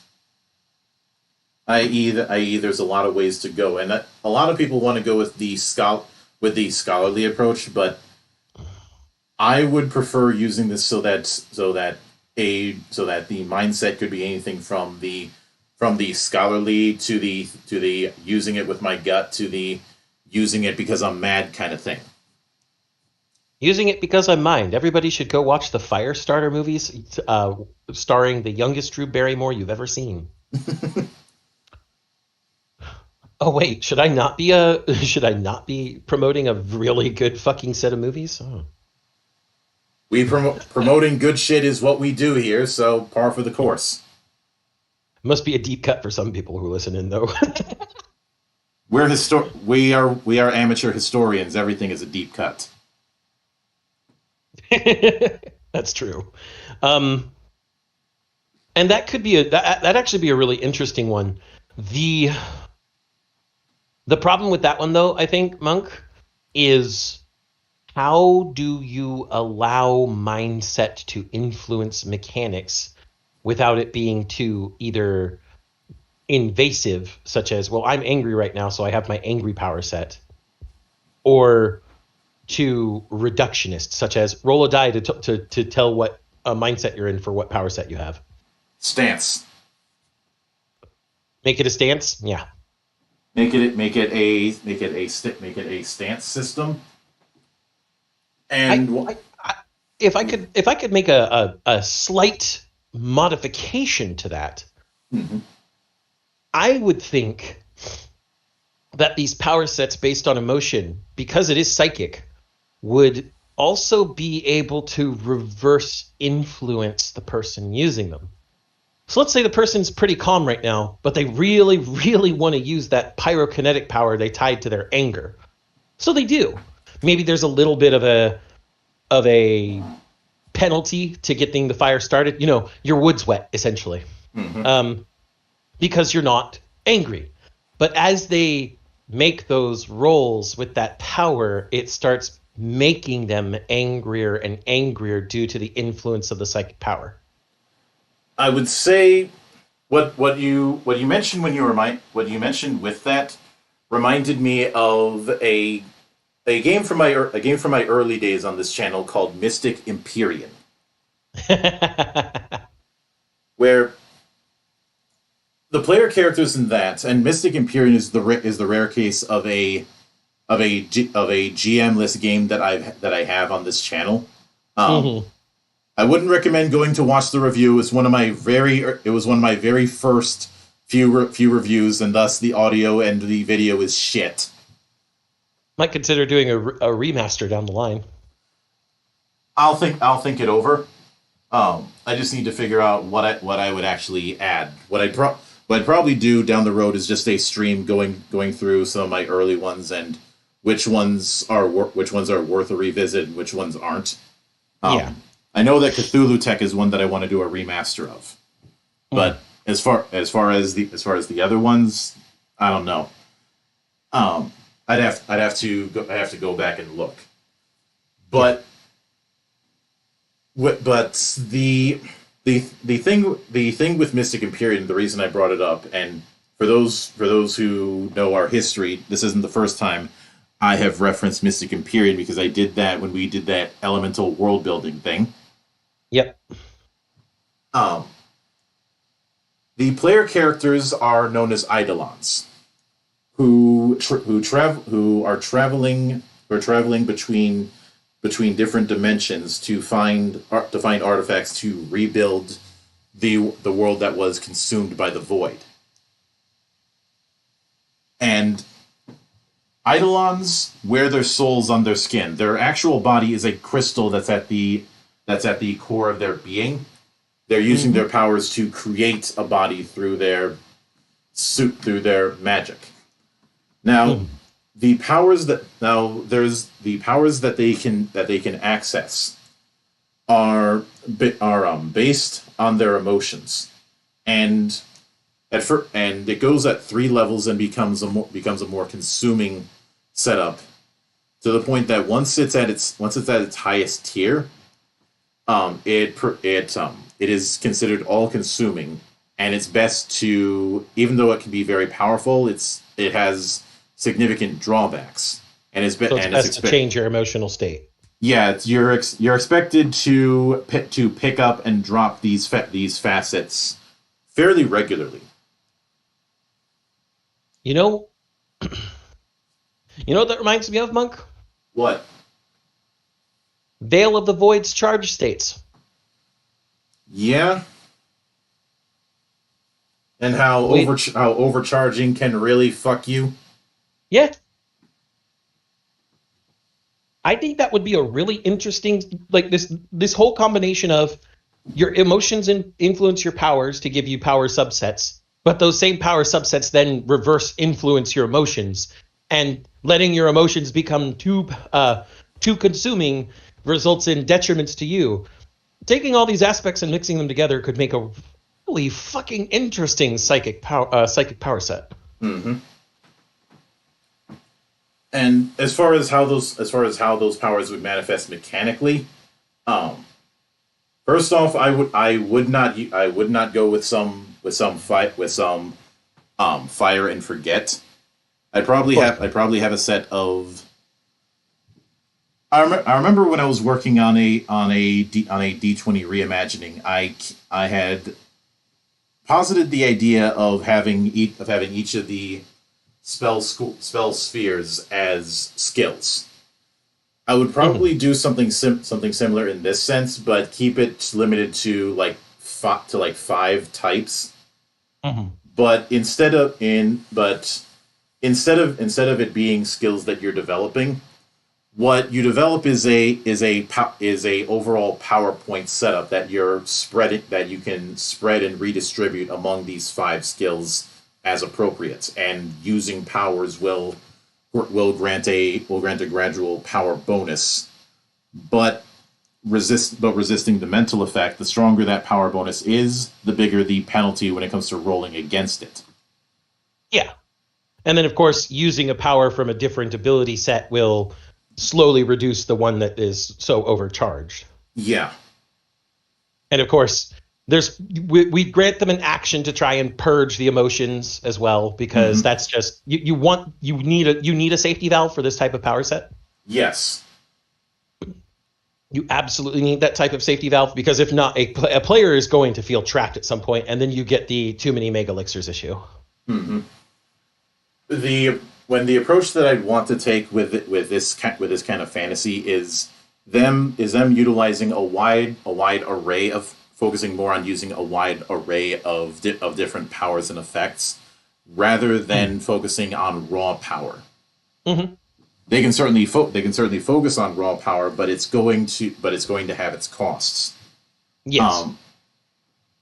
If I were to use an analogy, let's consider somebody who's got a multicolored deck in Magic the Gathering.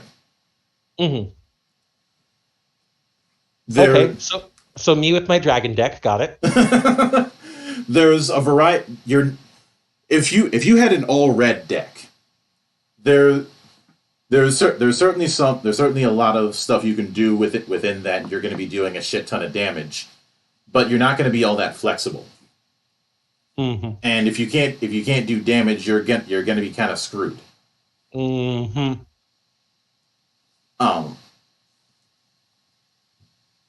Especially if you're one of those dumbasses from my early days and thought that they could make a deck of without having creatures. Some people tried it. They weren't successful, but they tried it. Having no creatures is a bad idea.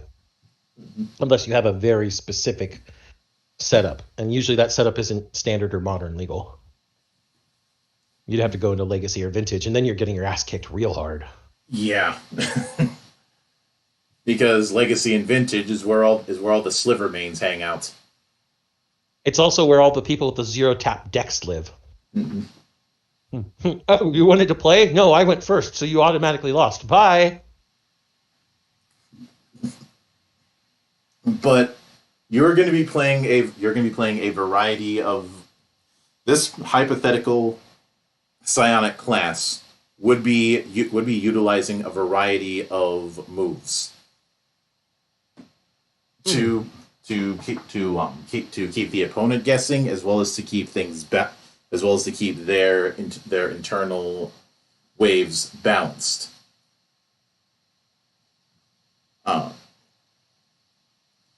I probably wouldn't have it that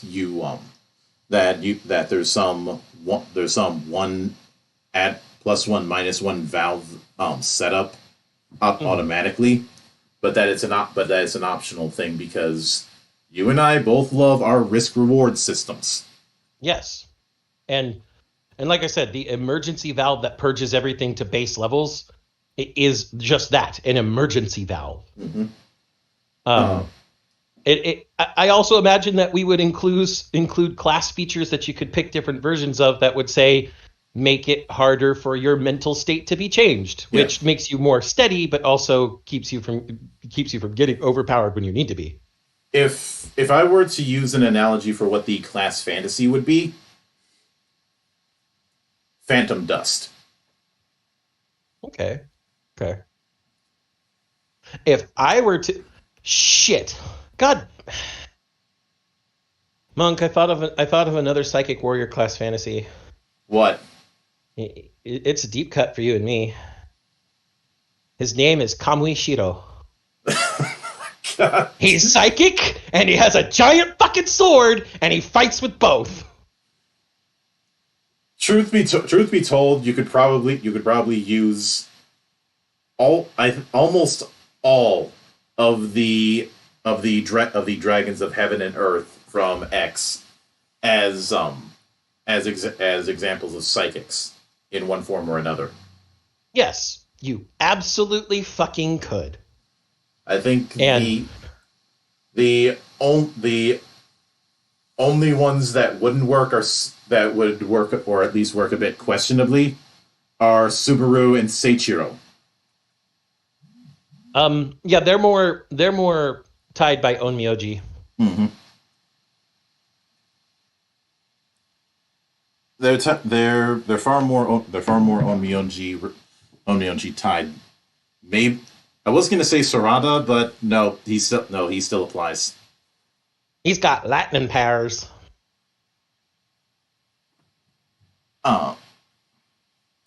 And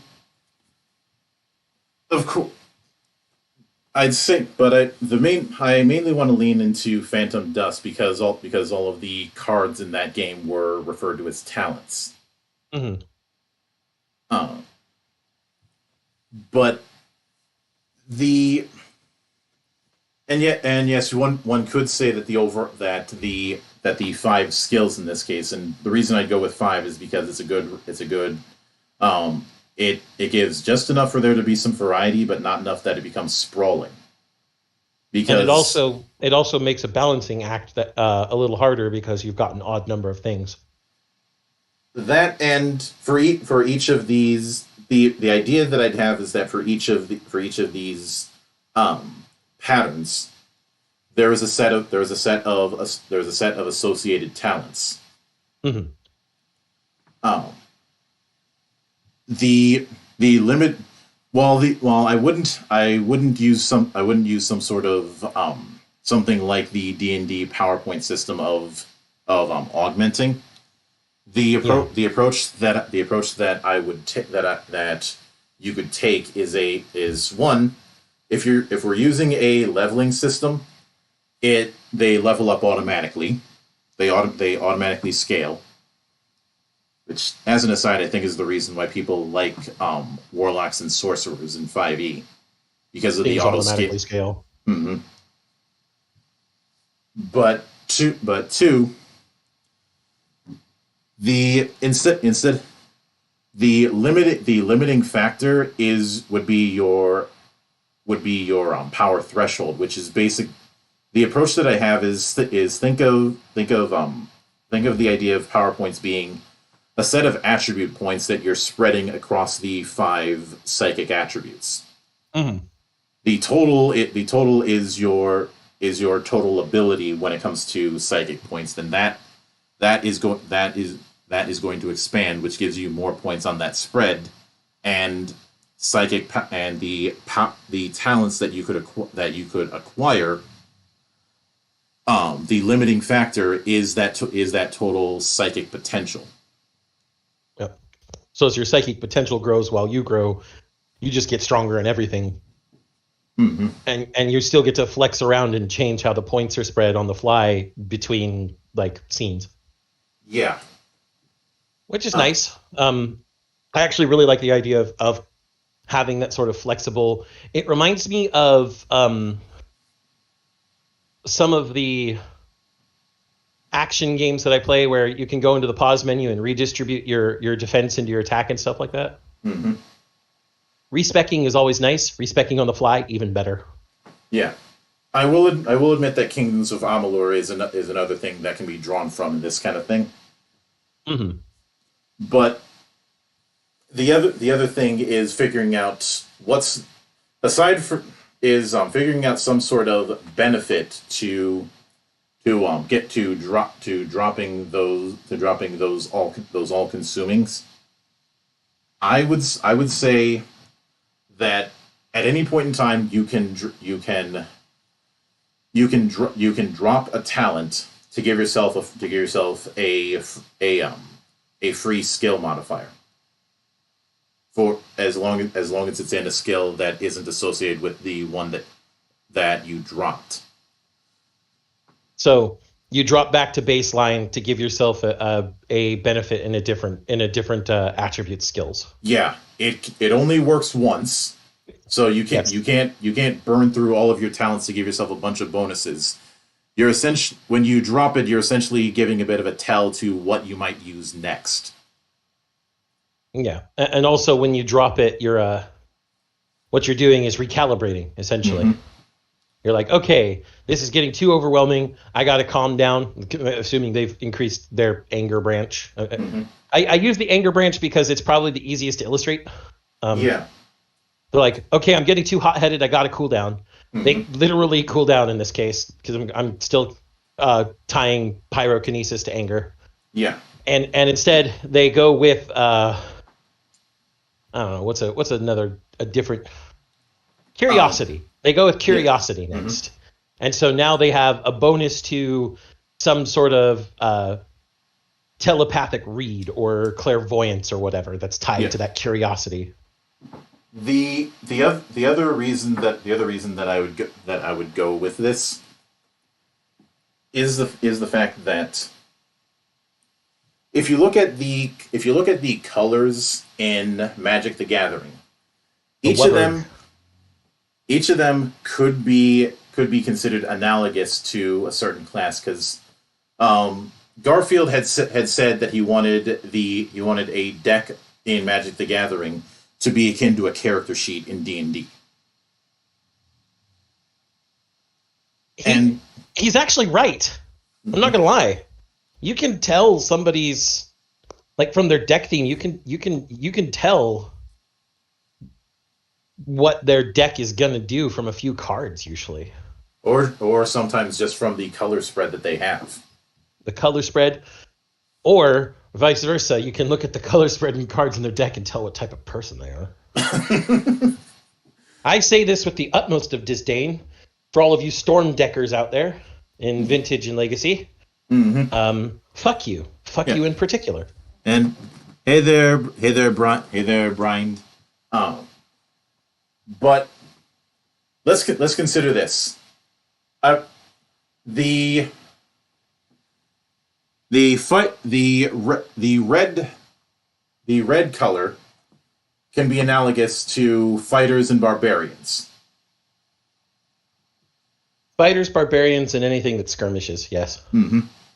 Fast burn, things of that nature, sure. The blue color can be associated with Spellcasters. With spellcasters in general and wizards in particular. Yeah, because of the knowledge aspect and because of the fuck you don't get to play. And how they do creative things with their own decks. Creative things with our decks that you don't get to do. Rules for me or rules for thee, but not for me. I actually had a blue-white deck. I named that at one point. Mm-hmm. Green can be associated with druids would be the obvious thing, but also certain clerics and rangers. Mm-hmm. Since a lot of it is about renewal, you're going to find most of the life healing effects in green, and that was my earliest introduction to regeneration as a rule, as well as the white green deck that I had a fair amount of entwined effects.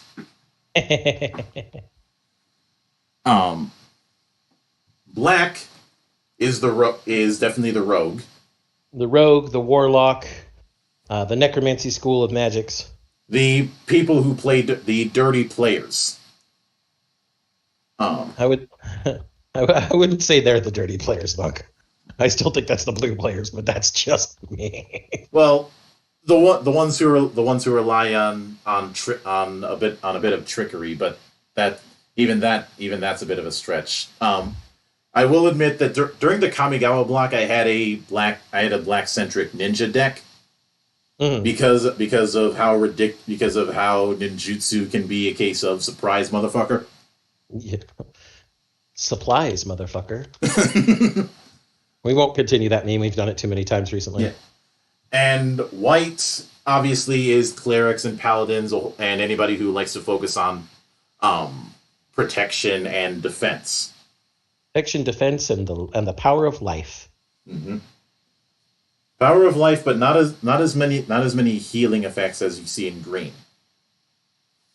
And the point white is considered the color of lifelink, Monk. So yeah. I mean, fair. And the point with all of these is in the same way if I were to develop 5 attributes for this hypothetical psychic. Each of those attributes would be akin to a casting sphere or certain playstyle. If you've got somebody who focuses a lot on the rage attribute, they're probably going to have a whole lot of direct attack options, which makes them closer to a red player. Yes. Yeah. Somebody who might have curiosity, since you use that as an example.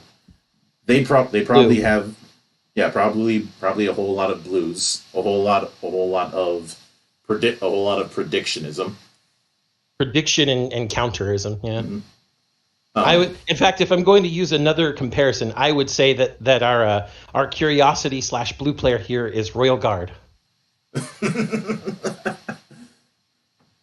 Yeah, and. Am I saying that because Royal Guard's the strongest? Yes, but who are you to deny me? Mm-hmm. And I wouldn't be despite that, I wouldn't try and have it that somebody who plays this class has a deck of effects, but rather that each of these 5 attributes is going on kind of something kind of like the magic paths that you saw in Anima, but more unified. Yeah. Instead of individually leveling up each one, you have a certain number of talents that you can bring to bear, which is meant to be your hand.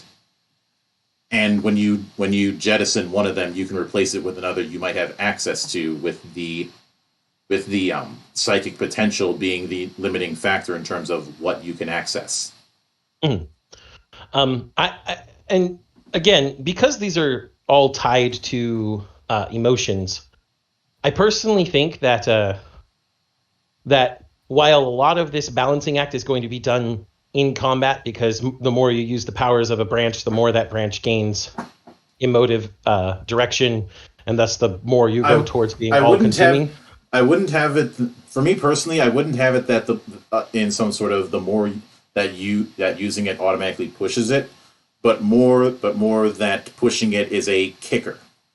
Yes, I'm not saying that it should be just you're using it so there's more power and thus more emotion. I'm just saying that there's a potential for it to move your emotions. But I also think that that out of combat in narrative, there should be encounters that might shift these prior to being in an actual combat situation. That you'd have to roll against, obviously.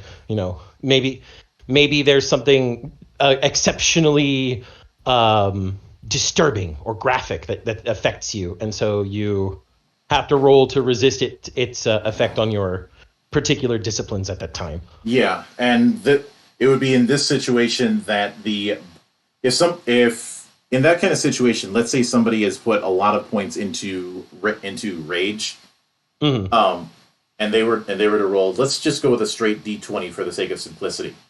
Okay. In that situation, the bonus that they had gotten to their rage-based talents becomes a penalty when resisting the urge to get angry in that triggering situation. Yeah, so they're more likely to be enraged because of that particular destabilization. Or if it's someone in curiosity, they may just outright lose some of their bonus in curiosity because now they're revolted. Yeah, or it'd be temporary, obviously, but still. It would be temporary, and I know some people might say that this is taking narrative power away from a player. I don't see it that way.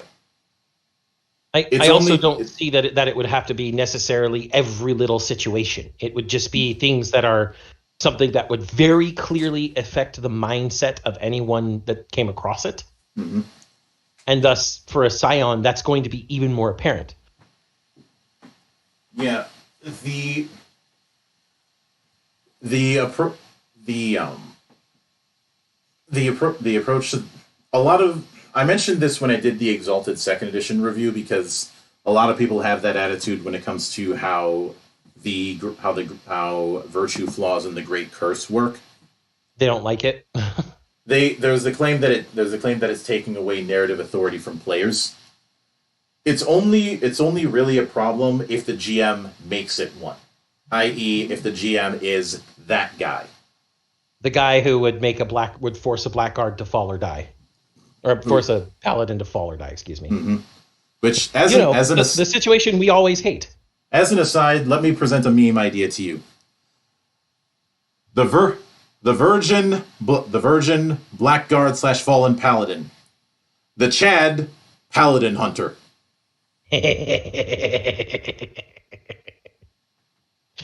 Yes. Anybody out there who wants to try and make that meme, please make that meme template. I want to see this.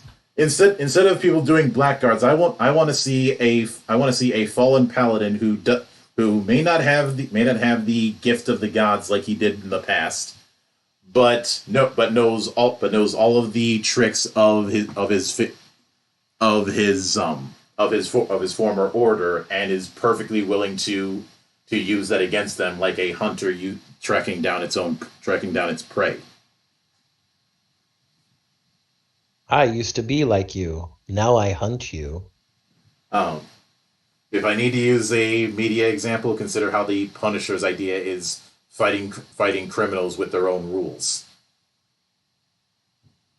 Yeah, Frank Castle.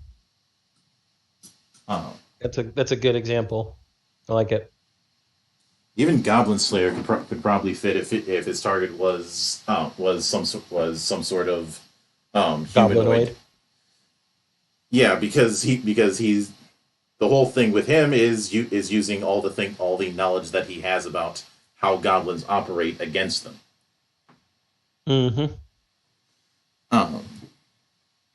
But Now, as far as how somebody would handle things like a psychic warrior or an ardent or a wilder or the like, a lot of that I feel would be reflected in talents. Yep. In talents and in how they distribute their attributes, because you with the system that we've cobbled together, I wouldn't say cobbled together, constructed here regarding how our psychic class would work. The application of your psychic and what closest fantasy it might get to is all up to you. How you've distributed these points that, as I said, can be respec on the fly. So you can respec from an ardent to a psychic warrior if you really need to. You just have to do it between encounters. And that's going to be the big thing. Your Scion is going to be that action character that is plastic. They can meld themselves to a situation as necessary with a little bit of preparation. You could even call our Scion the Batman of our class structures if you really want to get that. If you really want to invoke that meme of prep time. But as far as how we put it in a narrative sense to make it different, I've been passively developing how I interpret Agito Arcanum, because at the time we did that episode, I didn't quite know how we would handle psychics. This time I have a bit of an idea. Psychics are out of towners, one could say. The idea with them is that they are people who either there is a different dimension to the world that Agito Arcanum is in, and some people from that dimension either ended up migrating into this world or descended from people who did. And for those people, Psionics was just their equivalent to wizardry.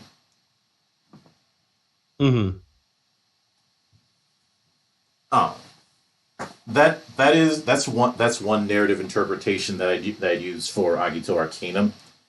And because of that, as far as which of the houses they could be put in, any of them. It ultimately depends on how they manifest that power. Although I think the members of House Odin would be constantly insisting that they at least be allowed to study any psychics that come to Agito Arcanum.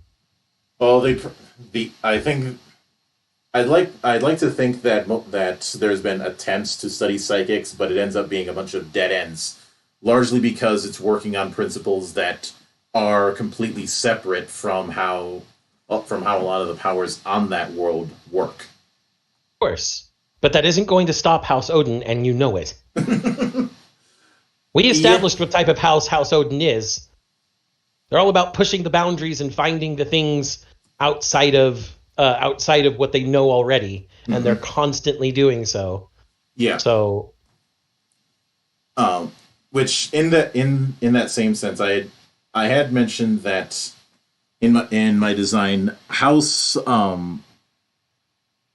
Nua, I've decided that their whole thing is communion with the metaphysical. Yeah. Because the examples that we gave tend to be really good communicators. Yes, absolutely. And I figured that'd be a good way to have it where you could have both druids and clerics in that house and not have a problem, because druids are communing with the spirits of nature, clerics are communicating with the gods or the agents of the gods. But at the end of the day, it's still the same principle. Yep. And so you'd probably see a lot of psychics in there too, because psychic communication. And of course, the clerics and druids would be utterly fascinated with a new way to communicate. Yeah. And I think all of the houses would want these psychics for one thing or another. Yeah. Odin wants to study them to try and see if there's a new branch of the arcane they can break into. Nuo wants to talk with them at length. Oh man. House Titan. Hermes. House Hermes wants them because it's even easier to fleece people. I know. And House Titan wants them because holy shit, Gym Bros be Gym Bros. Yeah. There's no other reason that House Titan wants people. In fact, because House Titan is the Gym Bros, I can imagine them going to House Odin and House Nua and just grabbing people and be like, come on, it's leg day. Like, I have work to do. I don't care. It's leg day. You keep trying to skip it with this work excuse, you shit. You always show up for arm and chest day. You never show up for leg day. I'm carrying you there now. You could probably threaten that if they skip leg day again, they'd have to spend a weekend with the flexible ones. Now, we already talked about how the grumpy wrestler in the teaching class is not the one that people are afraid of. It's his wife who is a contortionist. I was about to say in another life is a contortionist. Mm-hmm. Yes. And psychics would, since they're plastic, they'd fit into any of them, anywhere. And of course, I think other than the whole House Hermes, it's easier to rip off people. It's also House Hermes uses values skill yes. and cleverness. Yes, which is why House Hermes would also value them as a way to keep themselves from getting ripped off by other skilled tricksters. Mm-hmm. House Hermes would have a lot of uses for psychics that are in the gray areas of society. Yeah. And House Titan would just be like, can you make these heavier for me? No, they'd also be fascinated with how they could possibly do it if necessary. Plus, the idea of somebody augmenting their physical prowess with psychic abilities would certainly be interesting to them. Yes, absolutely. Because it's just another part of your body. It's part of your mind. Yep. So body and mind are the same thing to them. Beyond, as far as how you'd integrate them in something more broad, I would only like if somebody wanted to do some Faerun XP that has psychics. Honestly, I'd advise against it. Because of the ubiquitousness of magic. Yeah. And you're gonna have to deal with the idea of them being a outsider. Mm-hmm. Because no matter what, one of the key things is that you cannot treat psionics as another form of magic. If you do that, then the next obvious question is going to be why not just have them as mages? Yep.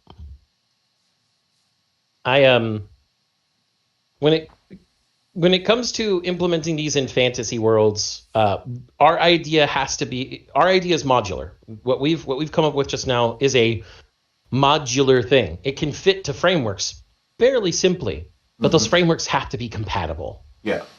And the type of like you said, a Faerun XP, that's based on a framework that frankly is incompatible with psionics. Yeah. Now, as far as implementing them into a low magic system, well then you just have a different type of monster. Hell, that's basically what the Genesis does with the Genesis. Mm-hmm.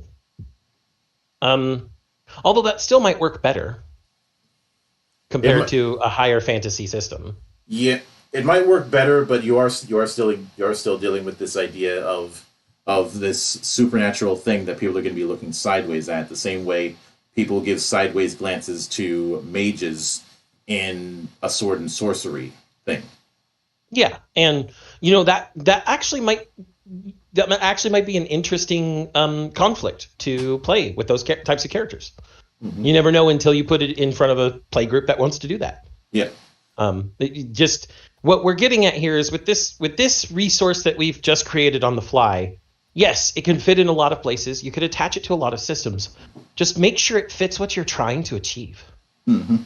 we would never ever recommend using any of the tools we've discussed, any of the tools we've created, or any of the tools that we've reviewed to be a one-size-fits-all. We in fact often rail against the idea that TTRPGs and their resources are one-size-fits-all. That's not a thing. You can't do that with this genre. You can't do that with this hobby. Mm-hmm. I cannot take a bunch of people who are fans of Hiro Aka and expect them to jive with standard D&D. They jive close with Marvel Heroics. Marvel Heroic, or maybe Mutants and Masterminds. Maybe. But you need the right game for the right group with the right mindset and the right skill levels. Mm-hmm. That's another thing. That's the big one that we always harp on, I think, Monk, is skill levels of players and GMs. Yeah. That you have to have everything considered and actually measured. I'm not sure it's the die system that really does that, or even the D20 system in general, Porkchop. Cyberpunk works in different ways. Cyberpunk can work in D20. I've seen it work. However, if you're trying to use the most ubiquitous examples, or even something like D20 Modern, it falls apart. And yes. But the reason it falls apart is not because of the D20 die itself, it's because of the framework around it. Yes, absolutely. A lot of people focus way too much on the die system on its own, and I've argued for years, and I will still argue, you are seeing the forest for the trees. Mm. And he did just mention that he's trying to do it with D20 Modern, so yeah, it doesn't work. You're gonna have to house rule the shit out of it. In theory you can do it, but in practice it's a case of, is it worth it? Yeah. But Carbon 2183 is a cyberpunk take on D&D 5th edition. However, it isn't trying to do just D&D with cyberpunk. It has its own rule set and you cannot bring in D&D classes into Carbon and make them work. Yeah. And so that's an exemplar of the right tools for the right group for the right game type that you want to play. Mm-hmm. And so I think the best coda on all of this, Monk, if I may, is psychics in a lot of the fantasy TTRPGs that we've discussed don't work well because they're not given a unique identity and or they're given mechanics that separate them too much from the core system. And that's a failure of, design to consider what is appropriate for their system. Mm-hmm. And thus, this always boils back to anyone with the right mindset and the ability to work through it, talk through it, discuss it with other people who are interested, just as Monk and I do all the time, can create, in this case, a psychic class that is modular, will work with many systems, and as we always caution, make sure it suits your purposes. Mm-hmm. And that can extend to the entire hobby. The reason there are so many good homebrew rules out there is because of people like that. They've taken the time to consider, what is the thing I want to achieve? What is the fantasy I want to fulfill? And then they work through it from there. Mm-hmm. And I think that's an ultimate coda we try to exemplify all the time.